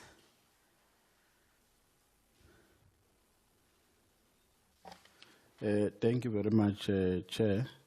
Chair, my name is Bonela Nomvalo from the MK Party. There are a few questions, Chair, that I would like to ask from the team. The first question relates to the safety of the employees at the correctional service. We always hear of many security threats, stories against the employees. So are there any measures that we have put in place to ensure that the safety of the employees, the prison warders in particular, is intact? And then the second question that I would like to ask, in terms of the rehabilitation programs, are there any community activities? Because I believe that the influx in the cells can only be avoided, can also be avoided by adopting a style of engaging in community programs to prevent crime. I know that falls in the scope of SAPS, but you know, when you have an influx, that is also a problem to the fiscal arrangement. So I believe that you also have a responsibility to ensure that you adopt programs that prevent crime. Maybe that can address the problem of an influx. And then the third question that I would like to ask, Chair, relates to the report. I think one member has also indicated that there are new members in this committee, so it's really unfair to us to get a report a few hours before the meeting sits, because we need to familiarize ourselves with the report so that we can engage it from an informed perspective. Now, why has the report arrived so late to us? Is it because it was submitted late by the department to the committee, or it's because the committee has compiled or has printed out the report late and submitted it late and distributed it late to the members of the committee. Then the last part, Chair, is that I would like to address is that I think in future we need to espouse a method of attaching or of having a bundle of attachments in the reports. For instance, if you talk about the 8 years report, we would also want to see what were the findings of that report so that we are able to cross-reference when we engage the report. So can you kindly have a bundle of attachments and not just give us a report with no attachments, because we are not privy to the reports of the, we know that they are out there for public consumption, but I'm saying for the purposes of engaging this report now before us and for ease of reference, and so that to enable us to cross-reference, I think it will be fair enough to compile those attachments. Other than that, Chair, we appreciate the effort that has been made to compile this report, but we believe that it has been compiled by individuals who also commit mistakes. So we are not wrong when we correct them. We want perfection in future. Thank you. Thank you. I think let's clarify why committee reports would have been received to members today, or you are interacting with the reports today. I think all of us would have received the reports today. Those who managed to receive them through emails during the day, they would. Others would have interacted with them now in the committee. But this was based on the fact that the committee only received a list of committee members last night, which was 11 o'clock.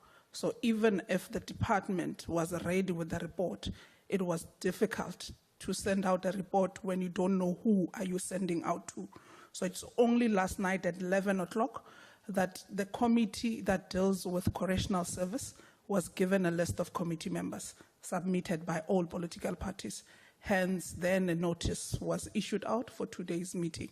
So on that, it's no one's fault, but I think the department would have heard your outcry that the reports must come in advance. Thanks.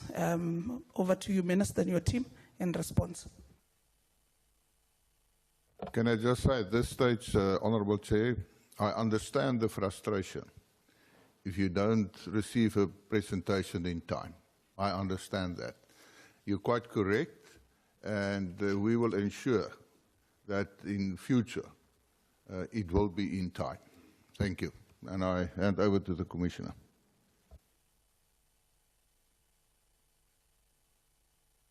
You can come in, Commissioner. Thank you, Honourable Chairperson, that we appreciate the questions and the inputs on the improvement of our plans from the members of the honourable members of the committee. Honourable Chairperson, I'm going to provide responses to the questions that were asked, and through you, Honourable Chairperson, I'll also request members of the delegation to also provide information on questions that I would not attend to. And I will start from the bottom, meaning that I will start with the issues that were raised by Honourable Nomvalo. The last one I would not respond to.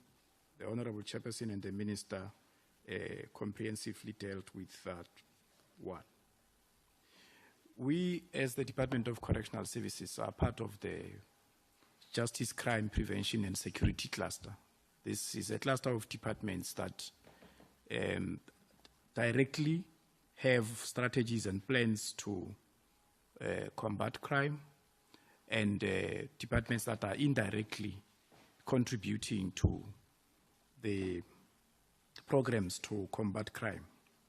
Cabinet approved the Integrated Crime and Violence Prevention Strategy in 2022. All government departments are enjoined to participate in the implementation of the strategy. We, as the Department of Correctional Services, also do so. We do so from two perspectives. The first perspective is the perspective of victims of crime or families that were affected by crime.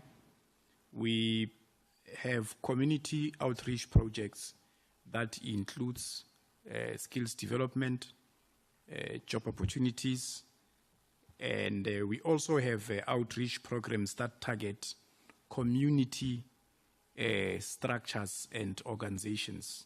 For instance, we have the school, we contribute to the school nutrition program by assisting schools to establish gardens. We refurbish some of the schools where they have infrastructure challenges, and we are doing that utilizing our parolees that would have received skills development and also training programs when they are still serving their sentences in our facilities as part of the rehabilitation program. The second perspective is a perspective of crime prevention campaigns, where we get into communities and we develop crime prevention plans with those communities. I can give an example. We worked with the community of Lusikisiki for 6 months in the previous financial year, because Lusikisiki was identified as the #1 location for rape. We developed a plan there with community members, mainly males, young males, and the elderly,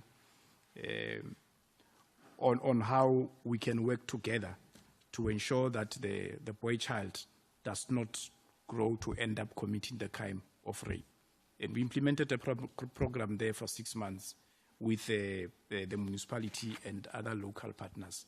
That intervention has led to the reduction of rape crimes, even though it was not a big percentage in Lusikisiki. We do that also with other departments that belong to the JCPS cluster, as I have indicated.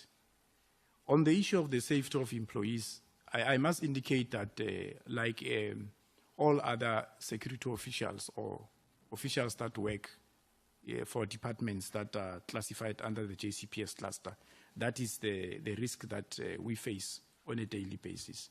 The first exposure that we have is the fact that we have a population of around 156,000 offenders, and we have a staff complement that is less than 40,000.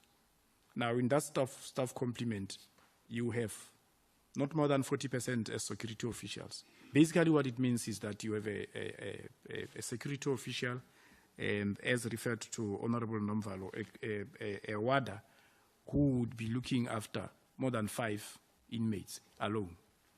The system that we're supposed to be implementing, that we are not able to implement in most of our correctional facilities, is what we call a buddy-buddy system, where you will have a security official having another official, so they can at least watch each other's backs. We are unable to deploy those numbers because we do not have those numbers in terms of our staff establishment and in terms of the budget that we are allocated. The acting CFO did indicate that Treasury demands of us to implement the budget human resource planning tool. Now, what the tool says is that we have to reduce the compensation of employee allocation as compared to the overall budget, because a government is basically scaling down to ensure that we spend less on compensation of employees and more on service delivery. But in the instance of correctional services and security cluster departments, our service delivery is basically compensation of employees.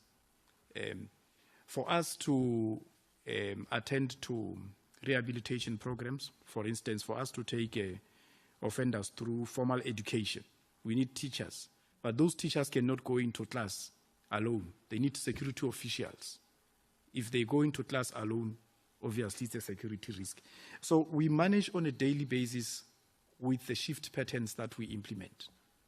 And the shift patterns that we implement, leads to a situation where we even have our officials having to work double shifts, in some instances, triple shifts, because we have to ensure that at all times you have security officials on the ground. So we try by all means to ensure that we provide our officials with the security equipment that they need so they can be able to diffuse the situation and defend themselves if they are under attack. We try by all means to ensure that the movements within correctional facilities are planned in such a manner that we maximize the number of officials that will be managing that movement. For instance, every morning we take remandees to court. And in all correctional facilities, if you go there around 5 o'clock in the morning, we move in numbers from 500 to 1,000 per correctional facility. Now, you need to make it a point that you deploy enough security officials for you to be able to move those offenders into transport to court. When they come back in the afternoon, it's the same. But during the day also, there are those that go to hospitals. So the movements that we control them with a staff allocation that takes into consideration the risk of the safety of our officials. But apart from that, our officials are also attacked from where they stay, from home, especially our officials that serve in the committees that consider the sentences of offenders and their possibility of going on parole. Officials that make decisions about the transfer of offenders from medium facilities to maximum facilities. In Waterval, in the previous financial year, one of our heads of centers, a female, was shot at driving from work.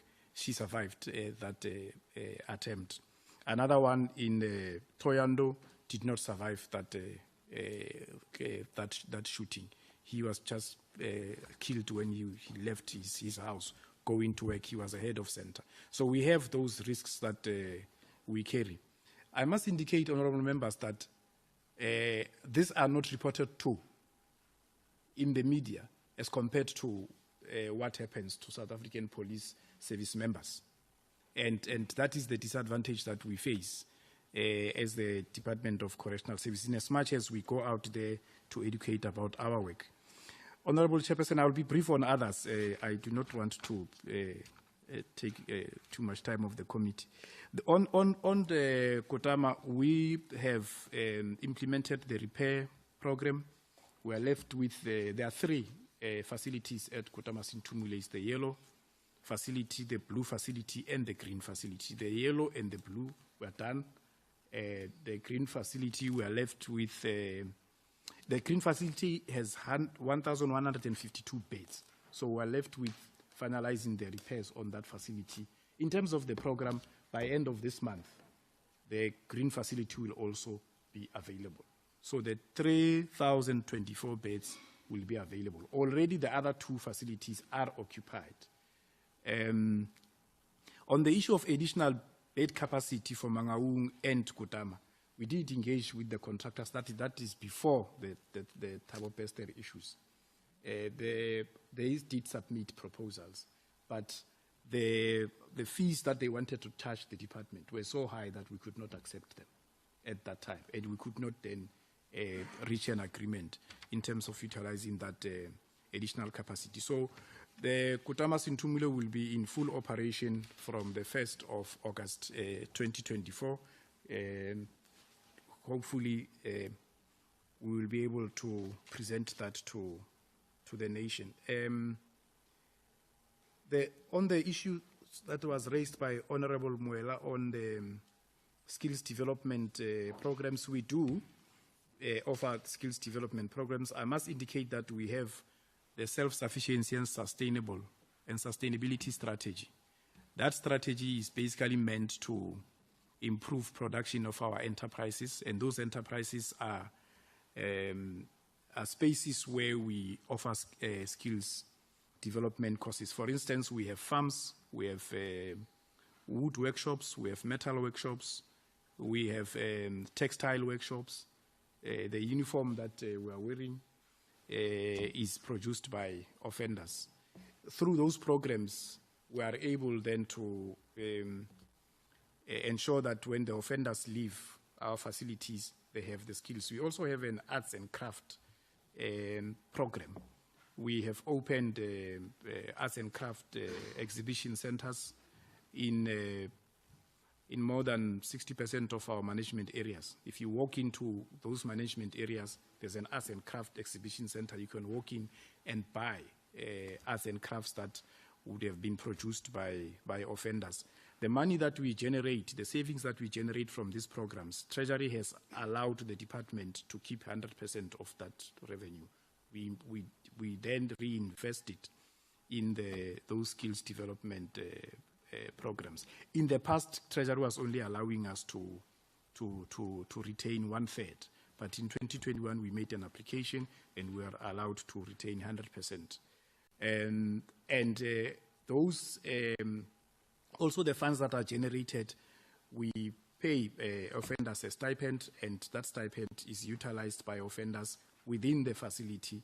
It's not cash-based, it's electronic based. They use it to buy amenities that they need within the facility. Through that program, we also teach them responsibility in terms of financial management. The Honorable Betty Diale raised the issue on why do we target unqualified and not clean audit. We have a program that we are implementing that is moving the departments towards a clean audit. If you check the slide that the Chief Deputy Commissioner Strategic Management presented, it shows that our findings, our matters of emphasis from the Auditor General has been reducing over time. And if we check our annual performance plan, with the outcomes of the current audit, we have targeted that year 2024-2025 will be the year that we will strive to achieve clean audit.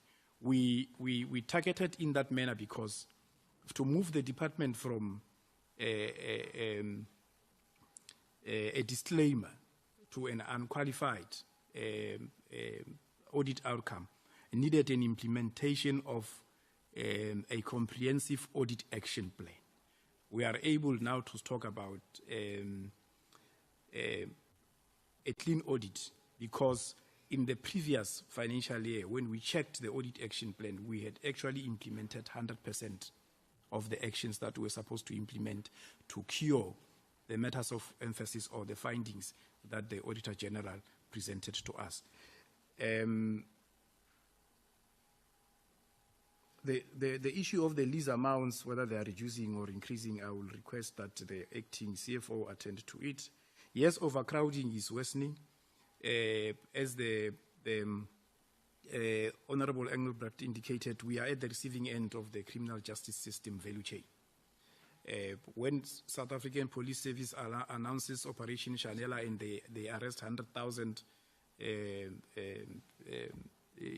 inmates or offenders within a month, they get processed through the justice system, the NPA, the courts. They end up in correctional facilities. I indicated that our numbers are just above 50,000. There are those that spend, according to our own view as correctional services, they spend time that is unnecessary in correctional facilities because it takes too long for SAPS to conclude investigations. So a person gets arrested, goes to court, is remanded on the basis that investigations are continuing. But remanding that person means the person gets into our facility. Some of these investigations take more than 18, 24 months, 36 months. That's one. Number two, We have those that are given bail. Some of the bail amounts are so low, but because of the economic situation, as the CDC strategic management presented the economic outlook of the country, they can't just afford bail. So in terms of the Criminal Procedure Act, we do make those applications to the magistrates and the judges for bail review. I can just give a figure of 2022-2023 financial year. We submitted more than 25,000 and around 4,000 were successful, meaning that those continue to be in the system. Also on the submissions that we make for the review of the length of detention in the remand centers, out of the applications that we make to the magistrate and the judges, our success rate is 1%. Now, we have a forum that we attend that is chaired by the chief justices from provinces, even at the national level, where we present our cases. That's where we are able to move the needle a little bit. But these interactions, as Honorable Engelbrecht did indicate, they are not yielding the outcomes that we would have wanted them to yield. Now, in the year 2022-2023, we introduced a behavior modification program for remand detainees. In the past, that was not done in correctional services. We introduced this not where we did not get an additional allocation for that. We did not get additional staff members to do that. We're doing it because the remand detainees that spend a long time in our centers without engaging in any program end up being socialized into crime in a structural way, meaning that they end up now being more proficient with regards to committing crime. So hopefully the program is working, because then as they get into the sentenced population, it is easy for us to pick up from where we would have left and socialize them differently.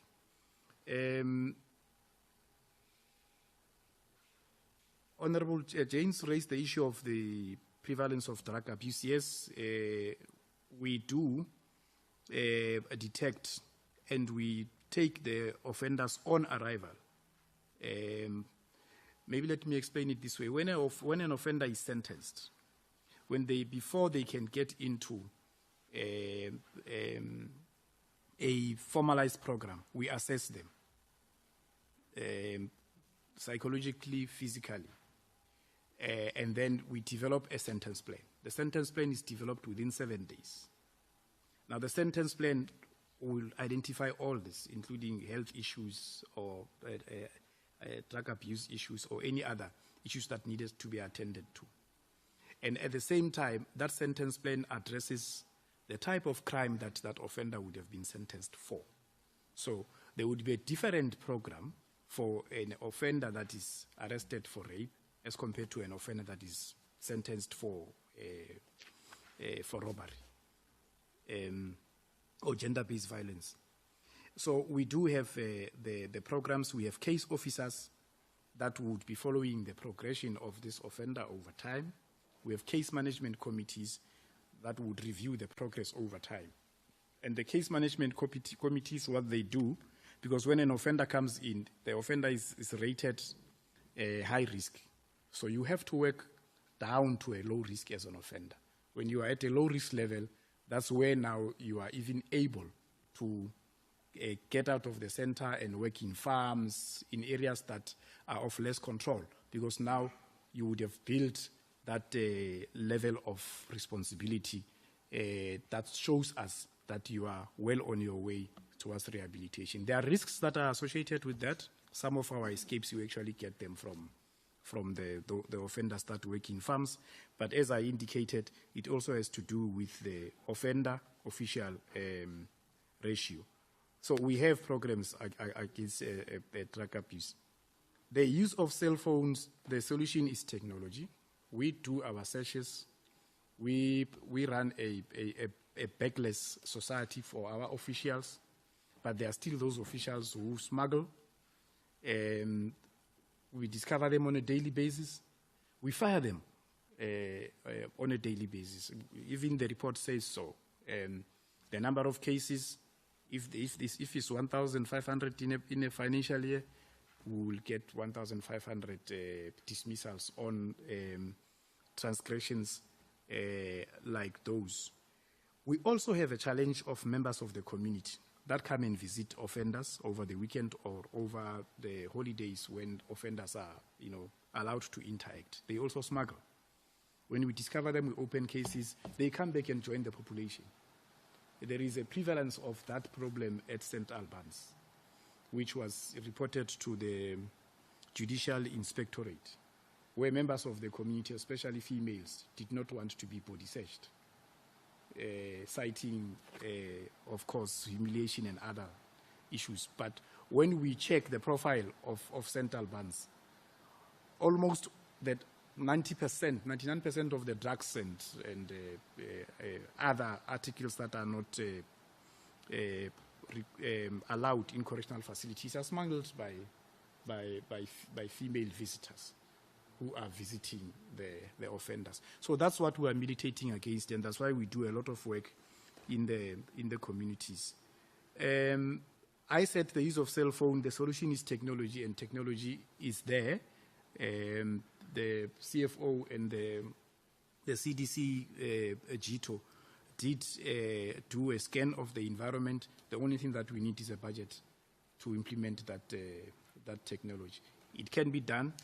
The limitations that we had with technologies that we were exposed to before we did the environmental scanning is that those devices were jamming even other emergency communication devices. So, for instance, the security companies around, the police, emergency services would not be able to work because the signal would have been jammed. Now, the technology that we have been able to get exposed to jams the signal within the correctional facility only. Immediately when you move out of the line, the boundary, the boundary, your cell phone works, but when you step in, it stops working. And that's the solution that we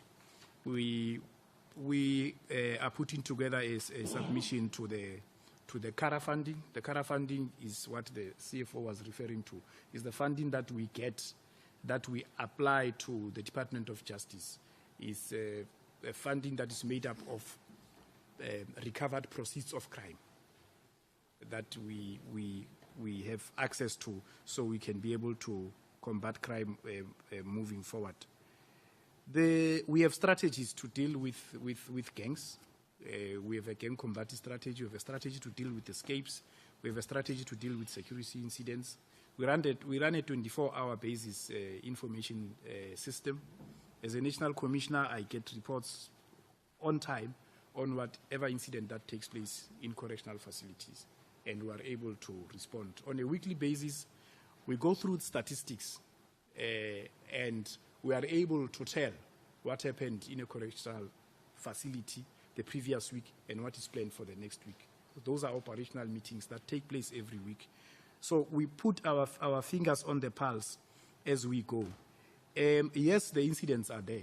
That's why if we are to present our NOC report of this week to the committee, those incidents will be there. We check the trends. Where we see a particular type of incident, maybe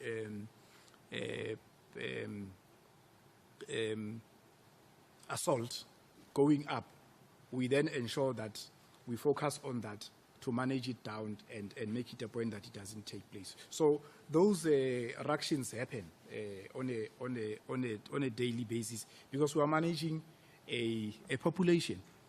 And as I've indicated, more than 50,000 of that population is those that come into correctional facilities for the first time. They find those that have been there for 3 or 4 years because of the problems we have with the justice system. So we manage those tensions as we go. The police also and the courts, they send requests to us for special, specific accommodation of some offenders. And most of those offenders are offenders that are assisting in the investigations. Because when they get into correctional facilities, if we do not provide specific security for them, they are then vulnerable to be attacked, because obviously they are witnesses and they cooperate with the state. The issues that were raised by Honorable Engelbrecht, the social reintegration branch, yes, we admit it was not given the attention that it was supposed to be given over the years. We reworked the structure of the department. The branch only had one chief directorate that was focusing on community, on parolees monitoring. Now, we have introduced a new chief directorate that focuses on community, on social reintegration. Through that, we are able now to enter into memorandums of understanding with the private sector, NGOs, municipalities, as I've indicated. We are rolling programs now with communities. The same program I was referring to that we were implementing in Lusikisiki is through that new chief directorate. We still have to ensure that the chief directorate has more officials so we can be able to do work in the communities.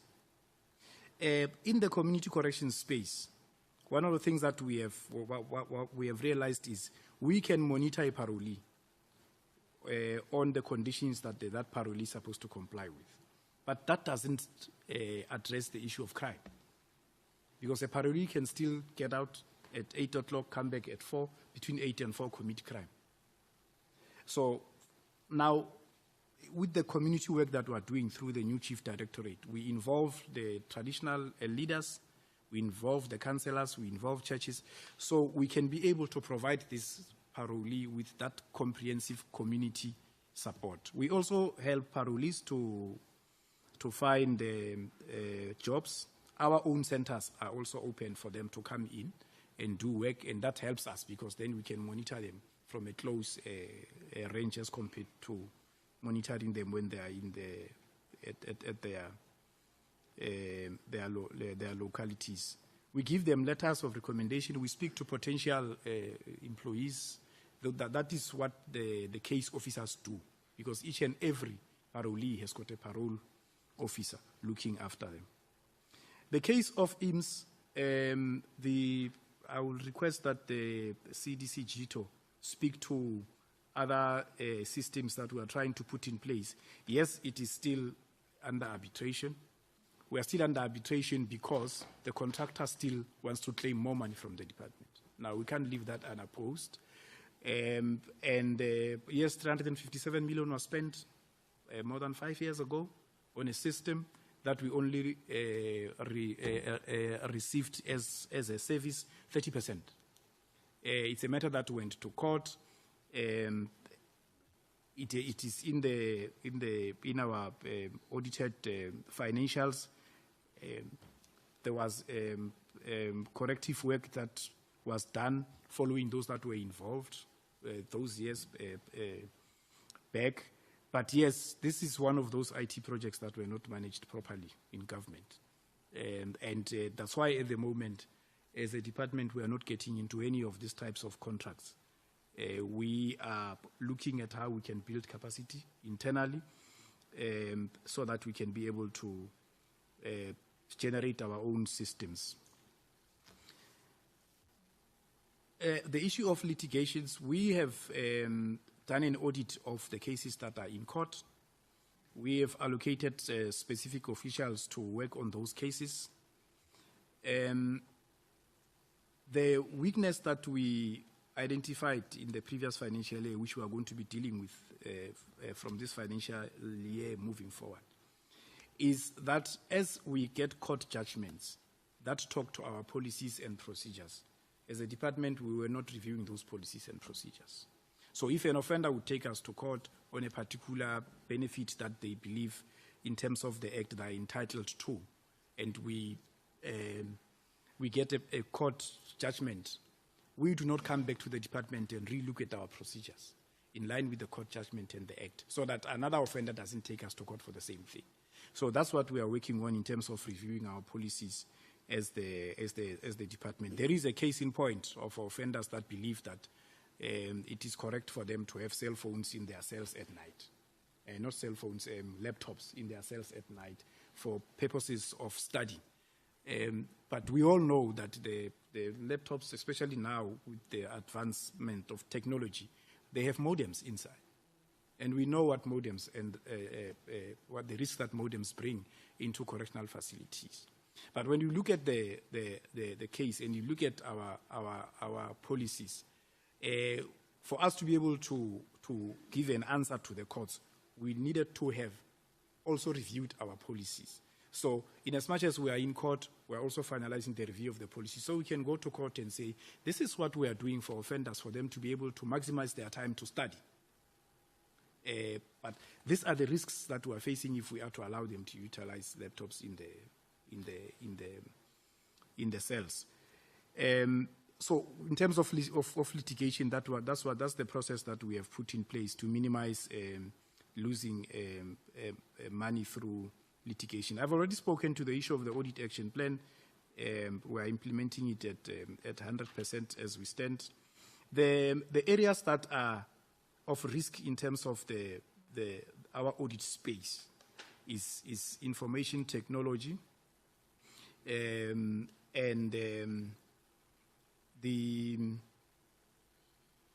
infrastructure. The issue that the minister raised of contractors not finishing the projects on time and fees escalating or costs escalating. But the problem of that risk is that we don't carry the risk 100%. It's carried by the implementing agent, and that is Public Works. We get audited on projects that are implemented by Public Works. So that is the risk that we carry as the department. I believe I've responded to the issue of assisting parolees to find jobs or job opportunities. There is a program that we have not finalized structuring with the National Skills Fund and the Department of Public Works, looking at how we can implement a job employment opportunity program, not expanded Public Works, but a job opportunity program where we are going to involve victims of crime or families affected, our parolees, and members of the communities around the farms that we have as the Department of Correctional Services for food security, but also for skills development. And that program also, we're going to be implementing it, working with the farmers around our facilities, because all our farm facilities actually are neighboring farms. And in any case, we work with the farmers around for crime prevention and other programs that we have, including advices on how to manage the farms efficiently and effectively. That program was targeting around 5,000 community members. We're still finalizing. We will present the program to the portfolio committee once it is finalized. We are making it a point that it doesn't carry any risks, especially the risks that the expanded Public Works program carries. We are reviewing our rehabilitation programs. We are reviewing them because the types of crimes that the country is experiencing is changing. At the moment, we are experiencing a new spate of crimes, kidnappings for ransom. Those are the offenders that are coming through. Infrastructure, sabotage types of crime, economic crimes. So our rehabilitation programs were looking at crimes that were not of a macro or highly organized type. We're looking more at the crimes that were, committed by individuals or small groups. What we are realizing now, the crimes that are being committed are of highly organized groupings, actually movements, and they are more high-tech as compared to the past. So we are reviewing our programs to make it a point that they are valid. The issue of reoffending is an issue that also troubles us as a department. We are on record having indicated that in instances of reoffending, we find that most of those offenders actually commit crimes that are more heinous than they had gone through the system for. That's the first part. The second part, there are offenders that commit the crimes as the first entrance into the criminal justice system, but as they go, they then develop further. So we're working with NICRO, that has been doing a lot of work on reoffending. We've signed an MOU. We are doing the study on reoffending, including getting the accurate figures. We have our own model that we utilize as the department to measure reoffending.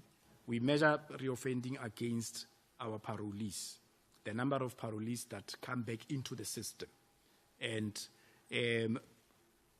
the percentage is low, but it is a matter of debate because the crime levels continue to increase.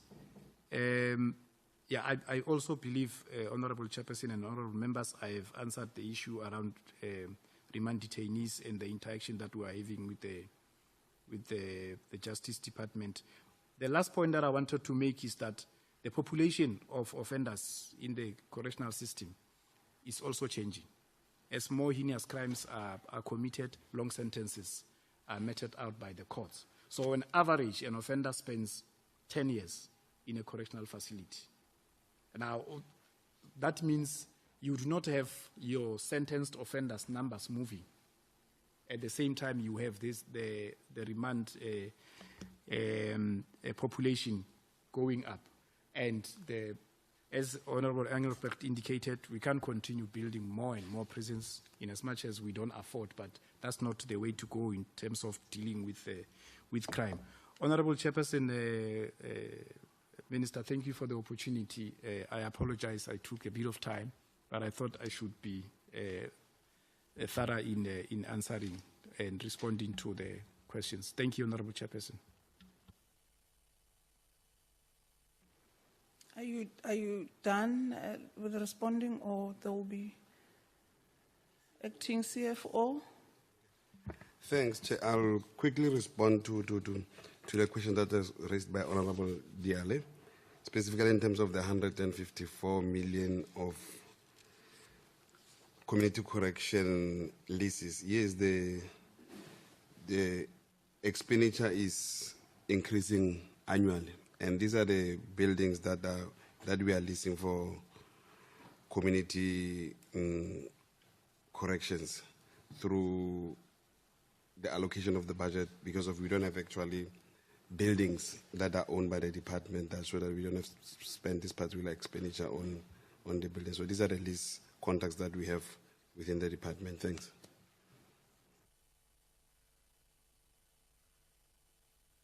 Someone else to come in, DCS? I can see you want to speak. Thank you, Honorable Chair, and greetings to the Honorable Minister, the Deputy Minister, and the National Commissioner, and also to the members of the committee. I just want to address the issue on the integrated information management system. So the department has not spent money on the system since the arbitration process. I think that was in January 2020. But parallel to that, what we're doing, one must note that DCS has got about 243 sites. In each of these sites, you've got the servers that run offender management system, which is our legacy ANR system. And there's also databases running in each and every one of those facilities. Now, one could imagine that trying to consolidate data from all of these systems, it's quite a logistical nightmare. So what we're doing is we are now relicensing the legacy ANR system so that we can then be able to consolidate and then centralize the databases that we have so that we can then speed up the issue of reporting, and also try to have a single view of an offender. And then secondly, one of the challenges that we're also addressing again with this issue of centralization is that most of our correctional facilities are in non-urban, underdeveloped areas. So bandwidth also becomes a little bit of a challenge, but these are challenges that we are embracing and we're dealing with slowly, but ultimately we'll be able to overcome them. Thanks, Chair. Commissioner? Thank you, Honorable Chairperson. The Deputy Minister reminded me that I did not answer one question. The question on staff accommodation. With the limited funds that we have a project in Umtata where a contractor is on site building staff accommodation. The new facility we are building in the Eastern Cape, also in Beggersdorp, comes with staff accommodation. On Zanin, the planning and designs are done. We are just waiting for Public Works to commission the construction process. We have identified land that is adjacent to the Tswelopele Correctional Facility. It is land that belongs to, that we are the user, and it's a government land under Public Works. That land has been identified by us and Public Works to start planning and designs for staff accommodation. As I've indicated, it is based on the limited funds that we have. That is what I wanted to indicate, Honorable Chairperson. Bota, what happened to us moving away from Public Works or being reliant on Public Works and being able to move on our own, Commissioner? Thank you, Honorable Chairperson. We are doing that. The only limitation is the rate at which we are appointing artisans. I wanted to actually indicate that in terms of community corrections, the leasing costs that are going up, we are about to build our own community corrections office, as we did indicate in during the previous term. We're done with planning and everything. Procurement has been done of materials. The only thing that is left is for the minister and the deputy minister to do sorting. It will be the first community corrections offices that we will be building with our own offenders. There are other structures within correctional facilities that we have been busy with. Those structures assist us to perfect the process as we go. At Wheatbank, we established a brick-making plant. It was not there. So we're trying to do it, but with the limited funds that we have, it will take us a bit of time. Now, with Public Works has agreed to allow us to do our own maintenance, I think to the tune of, 2 million? Yeah, to the tune of 1 million. That's what they are allowing us to do. But then last year, September, they issued out an instruction note indicating that they are going to offload a number of components from the maintenance plan that they are supposed to implement for the department. Now, the problem with that is we do not have the funds to maintain those because Public Works charges us user charges. Now, the user charges are ring-fenced by Treasury in our budget. That's the 712 million that we're supposed to be paying Public Works in a given particular year. So if we don't pay them, we have a debt. If we pay them, they don't maintain what they're supposed to maintain. So that is the issue that the three CFOs, Treasury, Public Works, and Correctional Services, we are still struggling with. I'm trying to nudge the acting CFOs that we don't release those funds, all those funds in this financial year, because the reports that we are receiving now is that more and more of our facilities are experiencing failing components as we go. And those are critical components like your boilers. You can't run a correctional facility with a failed boiler. You can't run a correctional facility with a kitchen that doesn't work because the offenders are not going to eat, and if they don't eat, there are problems. But I'm just, my apology, Honorable Chairperson, but that's the problem space that we've been trying to resolve. Hopefully, the Minister and the TM will continue to help us deal with that problem. Thank you, Honorable Chairperson. DM, Minister, do you want to respond before I check members? Thank you, Chair. No, I'm short. We've noticed all the problems and everything.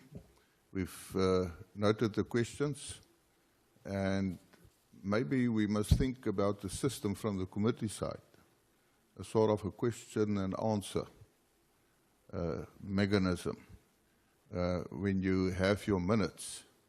And of course, you won't have such a comprehensive answer in it. But think about it, that we have it, a question and answer, so that if members want to go and refer back to certain answers and questions, maybe we can look into a system to see how we can enhance more information. And I see that as part of accountability that we must further expand. So from my side, thank you very much. I know I see it's over time, but thank you. That's all from my side. And I want to thank the team also, Chairperson, and you can be assured that you will receive information in this committee and you will get the best from the team. Thank you. DM? No, thank you very much, Honorable Chair, and thank you from the members for raising the issues. I think from the side of the Commissioner has responded well on other matters, but I think as we come always and appear before the Portfolio Committee, some of the matters will be clarified more specifically, going deeper into the KPIs that are there, that are set. But I would plead with the Portfolio Committee members that are also serving in other portfolio committees like your Justice and that feed into our system also to raise those issues while we do it with the Minister, but also the push from them, it will assist, because the receiving department is really suffering in terms of overcrowding and making sure that everybody is well kept according to the prescripts and the laws that governs the country, so that we're not even in breach of their constitutional right, because you know these days litigation is easier for the departments, also that we should look into. As the Commissioner has said it to say, as we do other operation, it comes back to us, and yet we are the least allocated budget department. So if we can correct those issues, I think the department can work.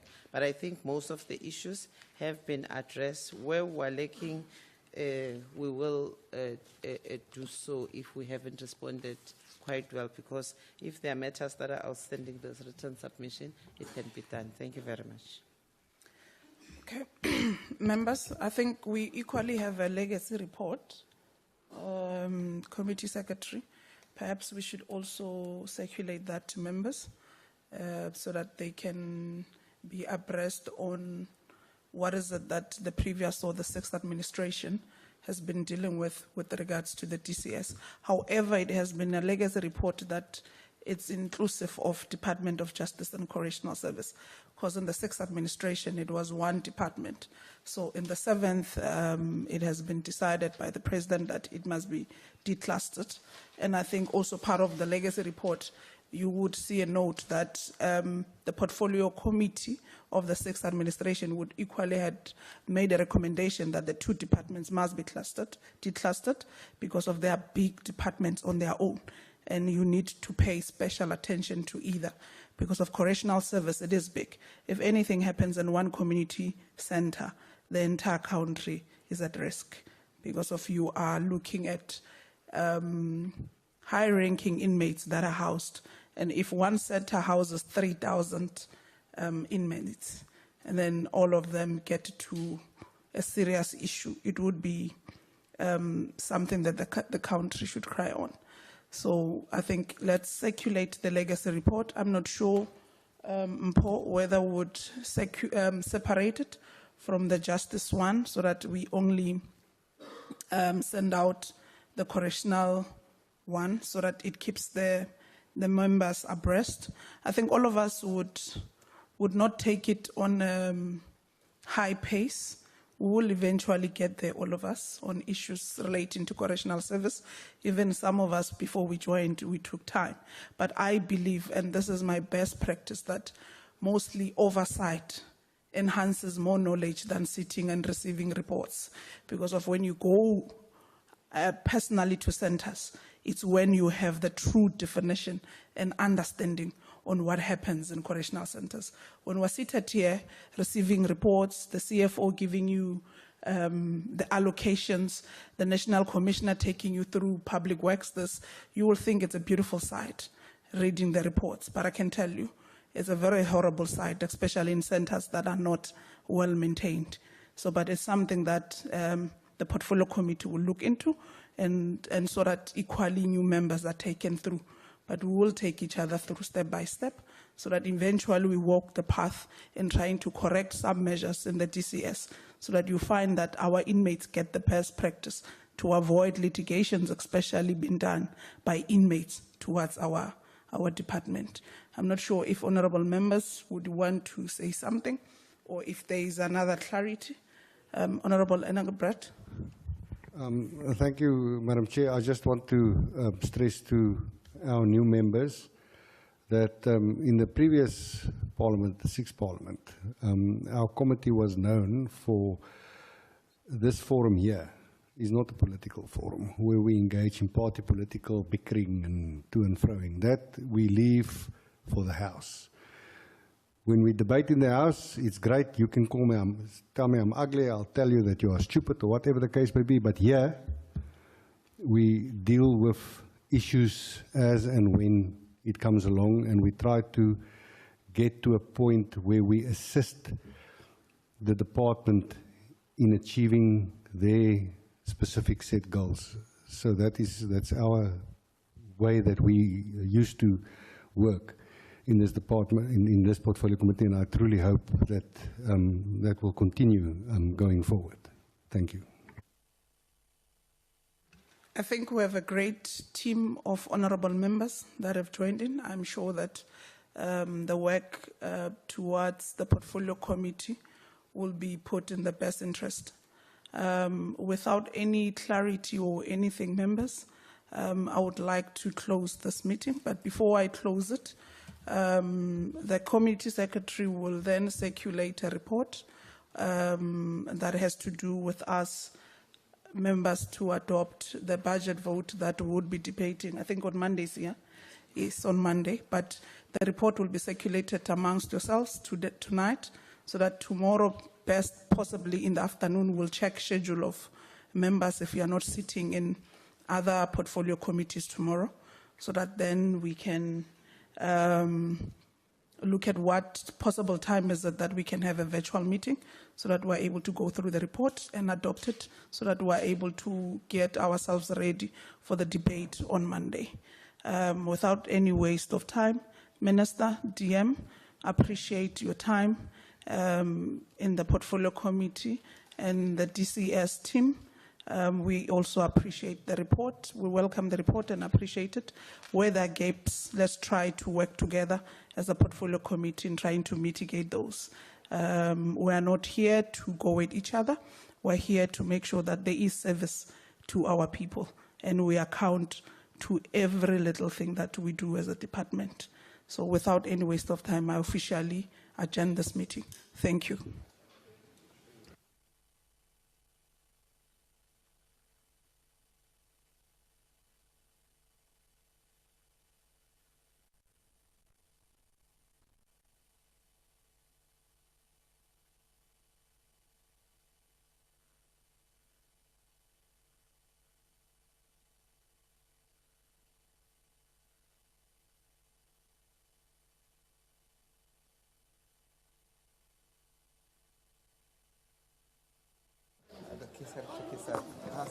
Didn't you find mine? This is Right. Huh? You got a Dell bag. No, I got a bell. At home. Also, then your laptop is fully.